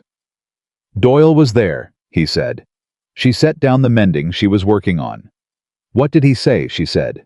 "He said—" William stopped, breathed. "He said he was glad the bank situation had resolved itself. He said he'd heard the engagement news and wanted to offer his congratulations." He paused. "He said he hoped I knew what I was doing and that he would be there to help if things didn't work out the way I was expecting." She looked at him. "He said that," she said. "Word for word," he said. "In front of Birch and the Hanson brothers." "What did you say?" she said. "I said the only help I'd be needing from Doyle was for him to mind his own affairs," he said. "And then I paid for the feed and left." She was quiet for a moment. "Good," she said. He looked at her. "That's all," he said. "What else should I say?" she said. "You handled it correctly. Doyle wanted a reaction. You gave him the only one that costs him anything in difference." William studied her. "You're not bothered," he said. It was not quite a question. "Oh, I'm bothered," she said. "I'm quite bothered. But being bothered and acting bothered are different things, and acting bothered is exactly what he wanted." She picked up the mending again. "Doyle will find another target. Men like him always do." "And if he doesn't," William said. "Then we'll handle that when it comes," she said. "The same way we've handled everything else." She looked up at him. "Together." He looked at her for a long moment. "You know," he said, "I spent 3 years after Thomas died thinking the worst thing that could happen to me had already happened. That nothing could touch me the same way again." He paused. "Then you walked into that kitchen with your father's ledgers, and I started having things to lose again." She put the mending down for good this time. "Is that frightening?" she said. "Terrifying," he said. "Good," she said. "It means something." He sat down across from her. "What about you?" he said. "When did it start for you?"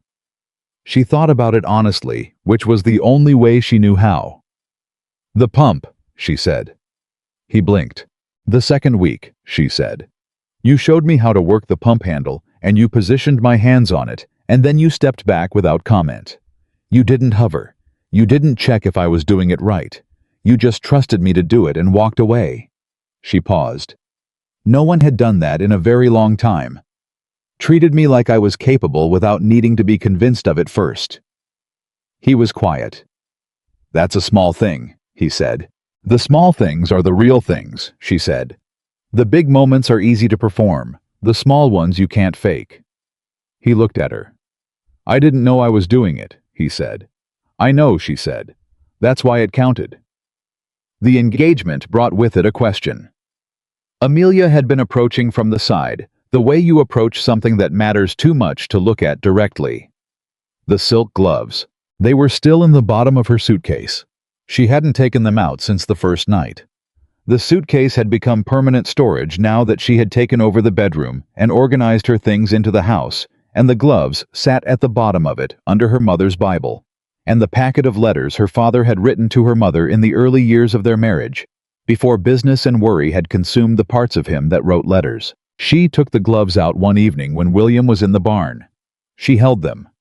They were ivory silk, slightly yellowed at the fingertips now from age. Small buttons at the wrists. Her mother had worn them to church and to the theater, and to every occasion that required her to present herself as someone who belonged in the room. Amelia looked at her own hands holding them. Her hands were not the hands that had held these gloves on the train platform.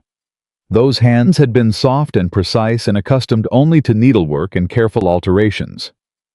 These hands had post holes in their history, had held a harvester shaft in alignment for 3 hours in the dark, had counted cattle and written ledger entries by lamplight, and kneaded bread dough at 5 in the morning because the house needed bread and she was already up. These hands were different. She put the gloves on. They still fit. That surprised her. She had expected her hands to have changed too much. She sat with them on for a long time. William came in from the barn and stopped in the kitchen doorway. He looked at her hands. She looked at him. "I was thinking," she said, "about wearing them at the wedding." He crossed the kitchen and sat down and looked at her gloved hands on the table between them. "They were your mother's," he said. "Yes. Then you should wear them," he said. She looked at him. "You tried to send me back the first time you saw these," she said. "I know," he said. "You thought they meant I was too soft, too fragile, too—" "I know what I thought," he said. "And now?"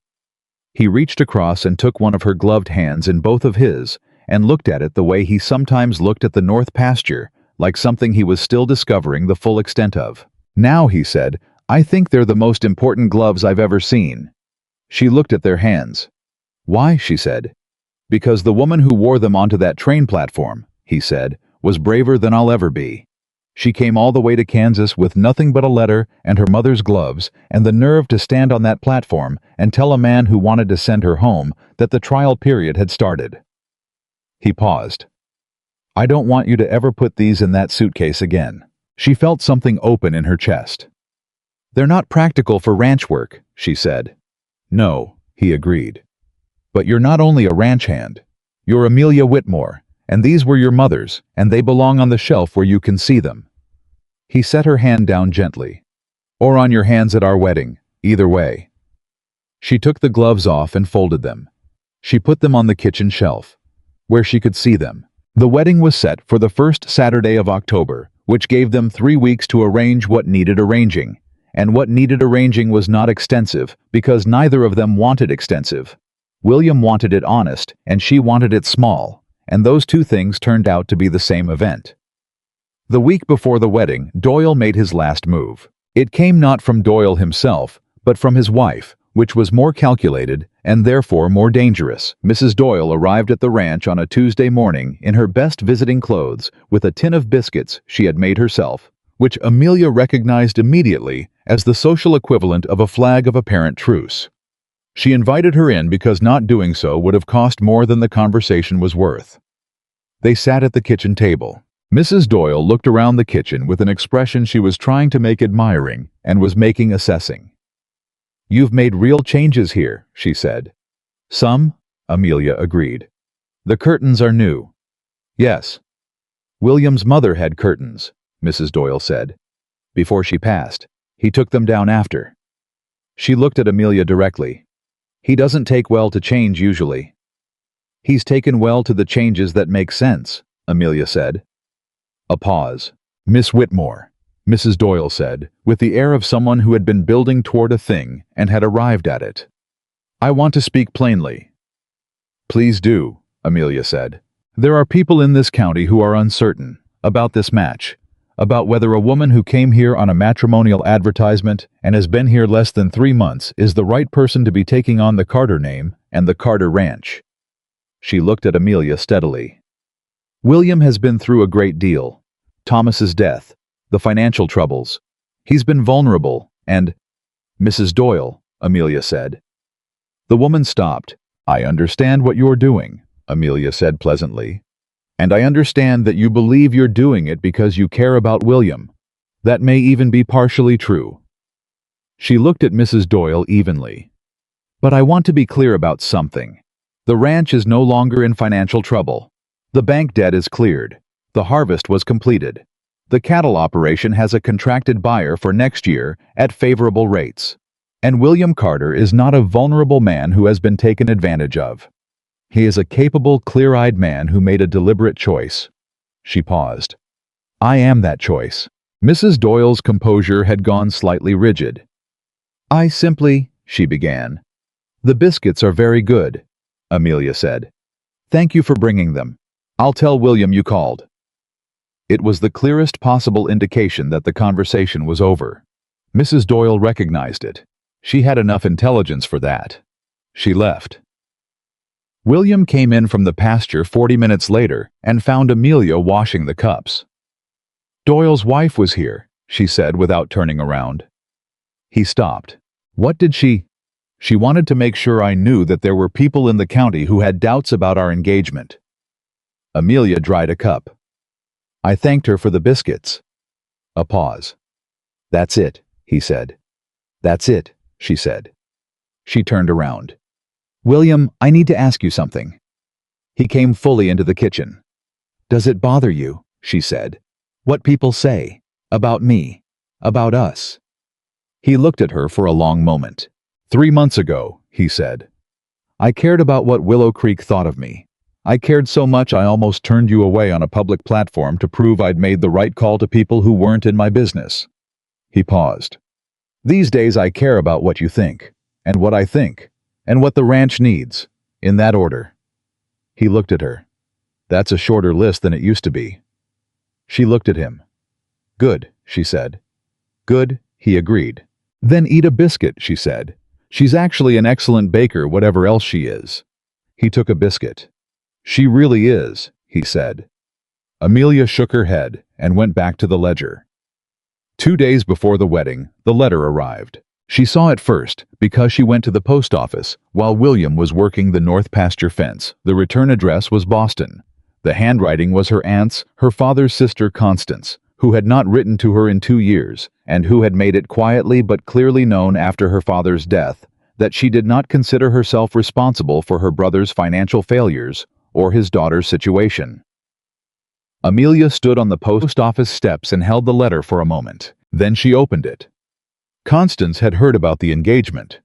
Amelia could not imagine how except that her aunt had connections through Boston social networks that moved information, like water, moves through cracked stone, inevitable and silent. The letter was 3 pages.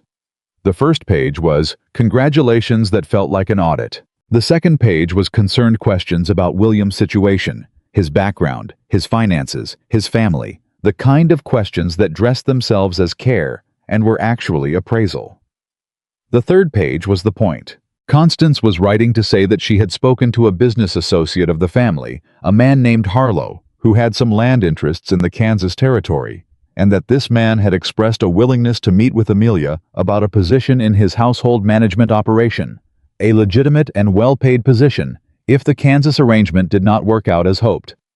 In other words, here is a doorback. In other words, we still think you made a mistake. In other words, a woman like you. Amelia should not be this far west. She stood on those post office steps and read the third page twice. Then she folded the letter and put it in her pocket and walked to the wagon. She drove back to the ranch. She found William at the north fence working the line they had been repairing in stages for 2 weeks. He heard the wagon and looked up and saw her face and came to meet her. What is it? He said. She took the letter out and handed it to him. He read it. He read all 3 pages. When he looked up, there was something in his expression that was very quiet and very careful, the way his expression got when he was holding something fragile. "Constance," she said. "My father's sister. We were never close." "I can see that," he said. "She thinks I'm making a mistake," Amelia said. "I gathered that." "She's offering me a way out," Amelia said. "That's what the third page is." "I know what the third page is," he said. He looked at her directly. "Do you want a way out?" She looked at him. "No," she said. He breathed. "Then write her back," he said. "Or don't. That's your choice." He handed the letter back. "But I want you to know something, Amelia. Whatever you decide, whether you write back or burn that letter or send it to Harlow yourself, I am not standing here asking you to stay because I need your help with the ranch anymore. I'm standing here because I love you."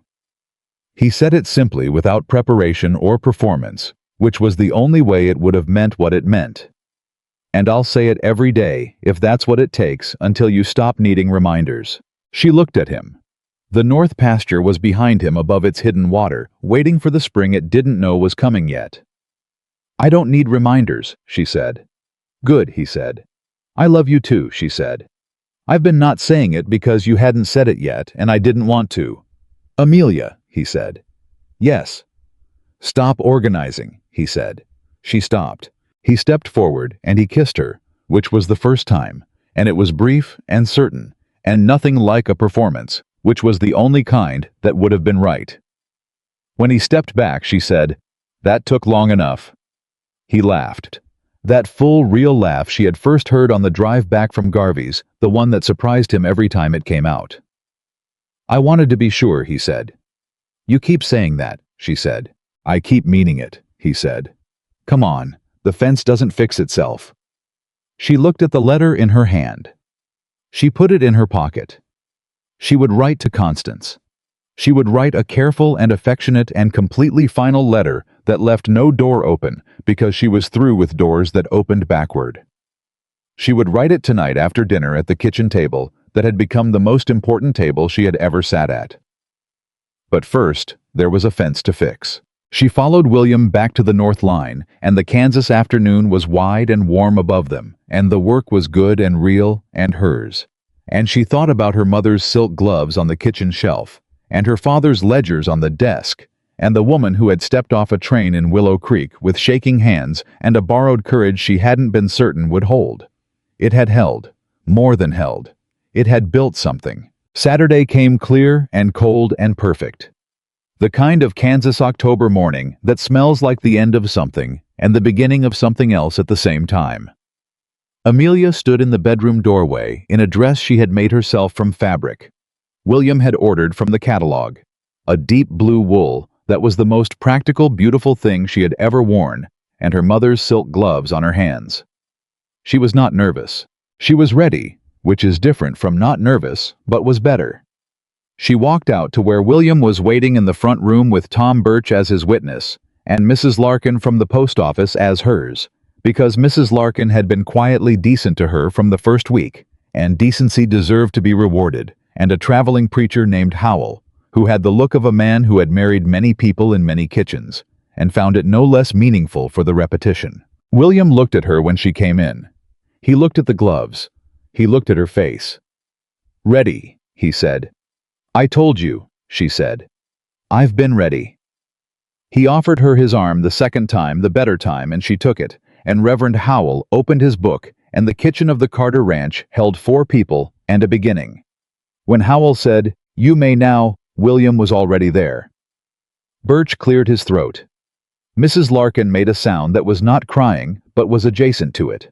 Outside, the north pasture sat above its water in the October light, and the barn held grain enough for winter, and the receipt from the Harland Bank of Wichita was in the desk drawer with the other important papers, and the fence on the north line was repaired and solid and holding.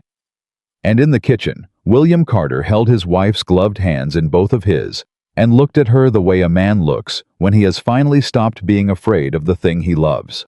The first winter of their marriage was the hardest season Amelia had ever loved. Not because it was cruel, though. Kansas winters had a particular indifference to human plans that she was still learning to respect. Not because the work was harder than what had come before, but because it was the first time in her adult life that she had something real enough to be afraid of losing, and fear and love, she was discovering occupied the same room. She woke every morning before William and lit the stove and stood in the kitchen in the dark, listening to the house settle around her, and she thought, "This is mine."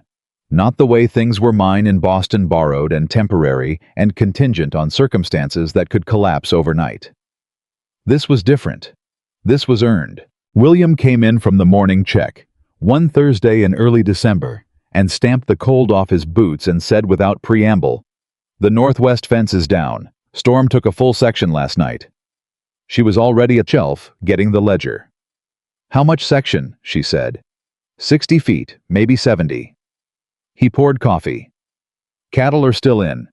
I checked the herd before I came back. But if the temperature drops tonight the way the almanac says, they'll push toward the break," she said. "Yes." She looked at the account page. "We have the wire. Do we have the posts?" 6, he said. "We need 12 for that length." "I know." "Birch has posts," she said.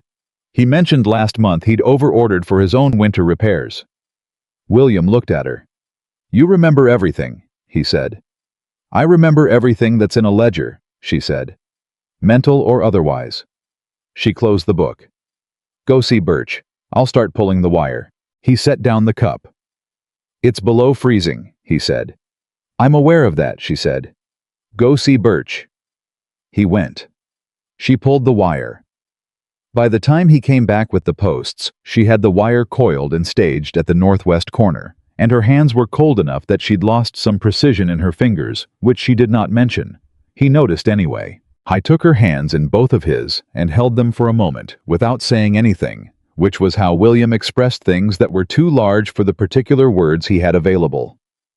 "I'm fine," she said. "I know you're fine," he said. "Let me do this." He didn't mean the fence. She understood that. She let him.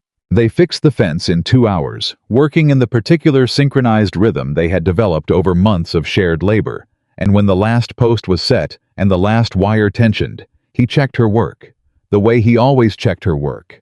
Not from doubt, but from the habit of a man who believed that 2 sets of eyes were always better than 1. "Good," he said. "I know," she said. He shook his head. "You never used to say that," he said. "I always thought it," she said. "I'm just more comfortable now." He looked at her. "Good," he said with an entirely different weight on the word. January brought the first real test of the Haverford contract. The cattle buyer arrived on a Monday with 2 associates and a revised proposal that was not what he had agreed to in writing, which Amelia discovered when she sat down with him at the kitchen table and opened the contract and the proposal side by side. Haverford was a broad man with a broad smile, and the confidence of someone who was accustomed to the smile doing the work that the terms could not. "Market conditions," he said, gesturing at the revised numbers. "You understand. Prices have shifted since August. We're simply asking for a modest adjustment." 4 cents per head is not modest, Amelia said. "On 40 head, that's $160, against our contracted rate." "It's the market, Mr. Haverford," she said in the same pleasant tone she had used with Garvey in that first week. "I've been reading the Western Agricultural Trade Bulletin for 7 months. The market price for quality. Kansas beef has not dropped 4 cents since August. It has dropped approximately 1 cent. She turned the bulletin to face him. "Here is the October figure. Here is the December figure. Here is the variance." Haverford's broad smile held. "Miss Whitmore, Mrs. Carter," William said from where he was standing against the kitchen wall. He had not sat down. He had not involved himself in the contract discussion.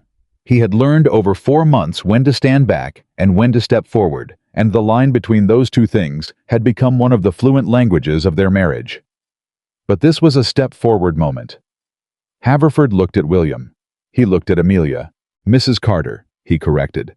"I appreciate the research, but our operation has overhead costs that—" "Your overhead costs are not our contracted obligation," Amelia said. "The contract is clear. We agreed to the October auction rate. That rate by the figures I've just shown you is 1 cent lower than August, not 4. She closed the bulletin. "I'm prepared to honor the 1 cent market adjustment. I'm not prepared to honor 4. A pause. 2 cents, Haverford said. 1, she said. He looked at her. He looked at William. William looked at the middle distance. 1 cent, Haverford said. Fine. Thank you, she said. I'll adjust the contract and have a copy ready before you leave. After Haverford and his associates were gone, William came to the table and sat down and looked at her for a long moment. 1 cent, he said. It was the right number, she said. He came in here expecting 4. Men like Haverford always open high, she said. They expect you to negotiate down to 2 and feel like you've won something. Going to 1 surprises them because it's lower than their floor. They agree because agreeing feels like control. William looked at her. Where did you learn that? He said. Watching my father negotiate contracts for 10 years, she said. And then watching the same contracts fail because he always let them get 1 more cent than he should have. He reached across and squeezed her hand once, brief and firm. 1 cent, he said again, like he was putting it somewhere to keep it. February came with a letter that changed everything. Not suddenly. Not in the way dramatic letters arrive in stories where one moment shifts the entire world. This one arrived on a gray Tuesday, and Amelia read it at the kitchen table after William had gone out, and she sat with it for a long time before she knew what she felt. It was from a solicitor in Boston, her father's estate. There had been a final outstanding claim against a business associate of her father's, a man who had owed the Whitmore Company for a substantial shipment completed before the collapse.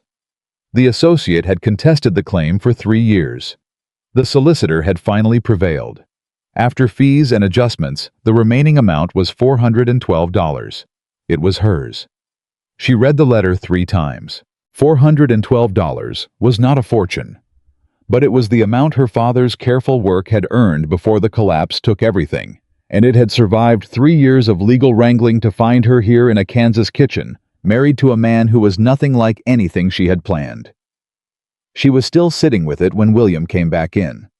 He saw her face and came directly to the table. She handed him the letter. He read it. He looked up. "Amelia," he said. "I know," she said. "This is yours," he said. "Separate from the ranch, from us. This is—" "I know what it is," she said. "I've been sitting here deciding what to do with it." "It's yours to decide," he said. "All of it." She looked at him. "I want to use it for the well," she said. He went very still. The north pasture well had been delayed since the fall.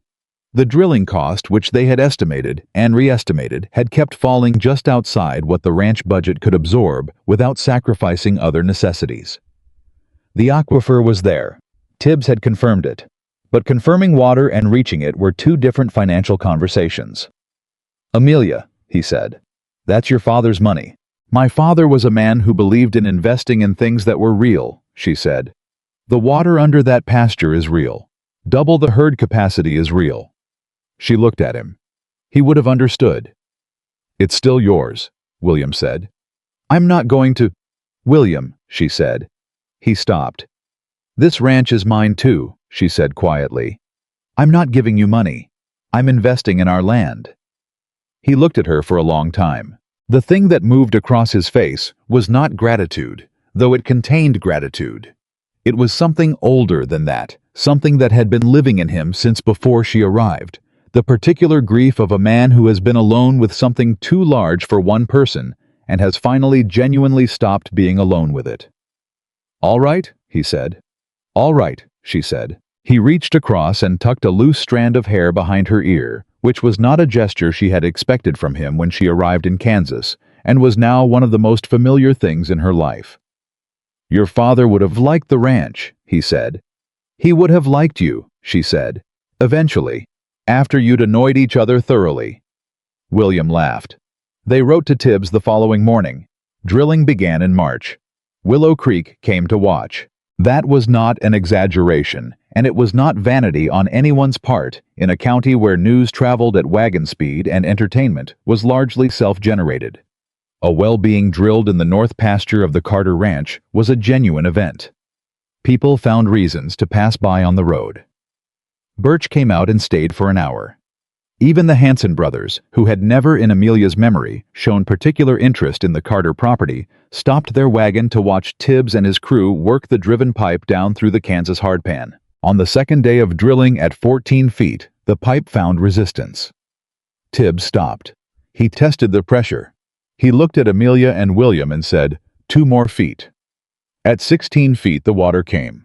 It came up through the pipe with a pressure that surprised even Tibbs, who had been doing this for 20 years, and who allowed himself one quiet, "well now," before he went back to being professional about it.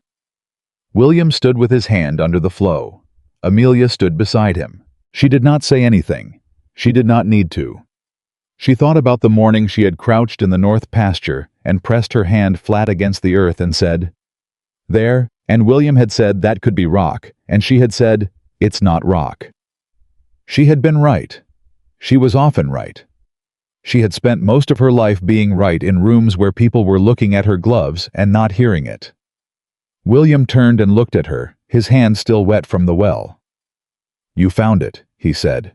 "Your father found it," she said. "I just listened." He shook his head. "Don't do that," he said. "Do what?" "Give it away," he said. "You found it. Say it." She looked at him. "I found it," she said. "Yes," he said. "You did." Birch, standing behind them, started clapping. It was entirely unself-conscious and entirely Kansas. And after a moment, the Hanson brothers joined in, and even Tibbs gave a single nod that conveyed more approval than most men's speeches. The spring that followed was the best the Carter Ranch had seen in 7 years. That was not Amelia's accounting. That was William's, said plainly at breakfast one morning in April, when the north pasture was green in a way it hadn't been since before the drought years. 7 years, he said, looking out the window. Your father's last good spring, she said. Yes. He looked at his coffee. Thomas was still alive. The herd was full. The bank was manageable. He paused. I spent a long time thinking that was the last good thing. And now, she said. He looked at her. Now I know it wasn't, he said. She looked back at him steadily. Eat your breakfast, she said. We have fence to check. He shook his head and ate his breakfast. The letter to Constance had been sent in October, the week after the wedding. It had been 3 pages full, warm, and absolutely final. She had thanked her aunt for her concern and described the ranch in precise and favorable terms, and explained without apology and without defensiveness that she was exactly where she was supposed to be. Constance had replied in December with a letter that was 2 pages of reevaluation disguised as congratulations, which meant the message had landed. She had not replied to the second letter. Some doors didn't need to be answered. They just needed to be closed. The harder conversation came from an unexpected direction in May, when Mrs. Doyle appeared at the ranch for the second time. No biscuits this time. She came alone and on foot, which told Amelia before she opened the door that something was different. Mrs. Doyle's husband had been ill since February.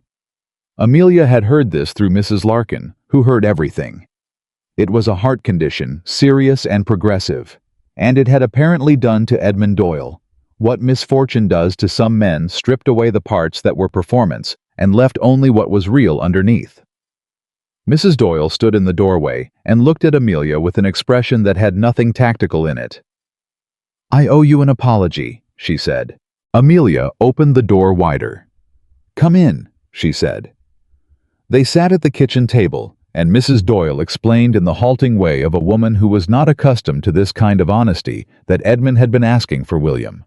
That he had asked specifically whether William held any ill will over the Doyle family's behavior in the previous year. That he had said from his sickbed that he was not a man who wanted to leave debts of that kind outstanding. How was the one who suggested to the bank, Mrs. Doyle said, about accelerating the payment? That was his idea, not the bank's. Amelia was quiet. I didn't know until last month, Mrs. Doyle said. When he told me, he wanted you to know. Why? Amelia said. He said, she stopped, started again. He said he misjudged you, both of you. He said he looked at this ranch and saw an opportunity, and he looked at you and saw a woman who didn't belong, and he was wrong on both counts, and he knows it. She looked at her hands. He wanted William to know he's sorry. Amelia looked at her. "I'll tell William," she said. "That's all I came for," Mrs. Doyle said. "I know." Amelia paused. "How is he, Edmund?" Mrs. Doyle's composure moved. "Some days are better," she said. "I'm sorry," Amelia said. And she meant it the same way she had meant it to William about Thomas, not as performance, just as the true thing. Mrs. Doyle stood to leave. At the door she stopped and looked back. "You're not what any of us expected," she said. It was the same thing she had said in front of the dry goods store in the first weeks. But it sounded different now. The edges were gone from it.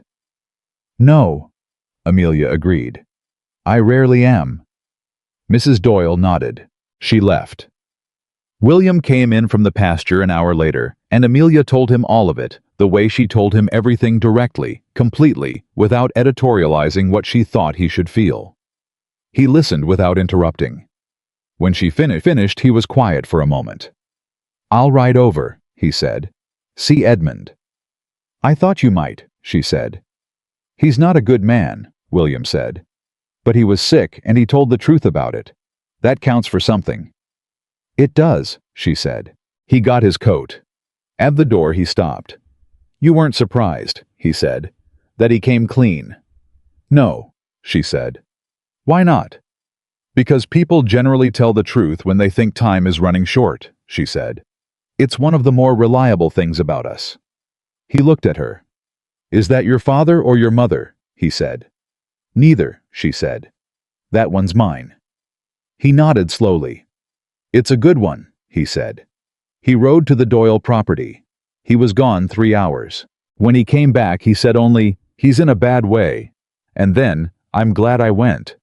And Amelia said nothing, because nothing was needed, and she poured him coffee, and they sat together in the kitchen that had become the center of their shared life in the quiet that was not empty. Summer came back to the Carter Ranch, the way it should have been, coming all along full and generous, the north pasture carrying 70 head, where it had carried 20 the year before. The water from the new well, reaching the east section, through a channel William and Amelia had dug together over 3 weekends in April, the grain coming in strong on the south fields. On a Saturday evening in late July, Amelia was on the porch. She had a habit of sitting outside in the evening, which was not something she had done in Boston, where evenings were interiors, and lamplight, and the sound of neighbors through thin walls. Here the evening was enormous, and full of specific sounds, cattle settling grasshoppers, the wind moving through the north pasture grass above the hidden water that was hidden no longer. William came out and sat beside her. They did not speak for a while. Then he said, "You know what Birch said to me today." "What did Birch say?" "He said the Carter Ranch is the most improved operation in the county. Said it in front of the Hanson brothers and Peterson from the next road, and 2 men I don't even know." He paused. He said it like it was just a fact. "It is just a fact," she said. "I know." He was quiet. "He also said you were the sharpest mind in Willow Creek." She looked at him sideways. "Birch said that, word for word." "I like Birch," she said. "You've always liked Birch," William said. "He treats people like they are what they are," she said. "Not what he decided they were before he met them." William was quiet. "I did that," he said. "When you arrived." "You did," she said. "I was wrong." "You were," she said. "You've been not wrong for about 11 months now. The record is improving." He made the sound that was his laugh when he was trying not to show it. They sat in the evening quiet. "I've been thinking," he said. "You're always thinking," she said. "You just don't announce it the way I do." "I've been thinking," he said again, with a patience that was fond, about Thomas. She waited. "About what he would say," he said, "if he could see this." He looked out at the north pasture, the well, the herd, the harvest numbers. He paused. "You." "What would he say?" she said. "He'd say I was lucky," William said. "He'd say it in the most annoying possible way in front of people, probably more than once." He paused. "He'd be right." She looked at him. "And what would you say back?" she said. He turned and looked at her with the expression she had first seen beginning on his face in the kitchen, On the 21st morning, the one that was not yet open, but was moving in that direction, the one that had been opening by degrees ever since. I'd say it wasn't luck, he said. I'd say it was a woman who refused to get back on the train. She held his gaze. The train would have taken me back to a dress shop in Boston, she said. I was never getting on it. I know that now, he said. You should have known it on the platform, she said. Yes, he agreed. I should have. A pause. William, she said. Amelia, he said. I want you to know something, she said. Tell me. I came to Kansas because I had nothing else, she said. That's the truth, and I've always been honest about it. I came because I was out of options, and out of money, and out of room in that small life I had. She looked at him directly. But I stay because this is the truest place I have ever been. This ranch. This kitchen. You. She paused. I am not here because I ran out of choices. I am here because this is the one I would choose again, every time, from the beginning. He looked at her for a long moment. He reached over and took her hand. Not briefly, not as a gesture. He held it the way you hold something you have learned the full value of, which is differently from how you hold something you have only just found. Amelia Carter, he said. Yes, she said. I tried to send you home, he said. You did, she said. I was a fool, he said. You were, she said. You stopped. Because of you, he said. Because of you, she corrected. I just made it harder to stay wrong. He looked out at the north pasture, at the grass. Moving above the water, at the herd settled in the golden July evening, at the fence lines, holding solid, and the wellhead standing in the northeast corner, like something that had always been there waiting to be found. I used to wake up in the morning, he said quietly, and the first thing I felt was weight, the debt, the work, the alone of it. He paused. Now I wake up, and the first thing I hear is you in the kitchen. And everything else comes after that, and it's still heavy sometimes, and the land is still hard, and Kansas is still Kansas. He looked at her. But the first thing is you. She did not say anything for a moment. Then, the coffee is better now, too. He shook his head. It is, he said, considerably. She laughed. He laughed with her, and the Kansas evening held them both, and the north pasture spoke in its quiet grass and water language. And somewhere in the barn, the cattle were easy and full, and on the kitchen shelf inside the house, a pair of ivory silk gloves sat in the last of the light, a little yellowed, a little worn at the fingertips, belonging entirely to the woman who had carried them 2,000 miles to a place that had not wanted her and had claimed it anyway. The woman who had stood on a train platform with shaking hands and looked a stranger in the eye and said, "The trial period begins now." The woman who had found water where everyone said there was none, money, where everyone said it was gone, and worth in a place where the world had taught her not to expect it. The woman who had arrived in Willow Creek, Kansas, in the summer of 1885, wearing her mother's gloves and carrying her father's ledgers, and something stronger than both, the unshakable bone-deep knowledge that she was exactly as valuable as she had always believed, and that the right place would eventually prove it. It had. She had made sure of it.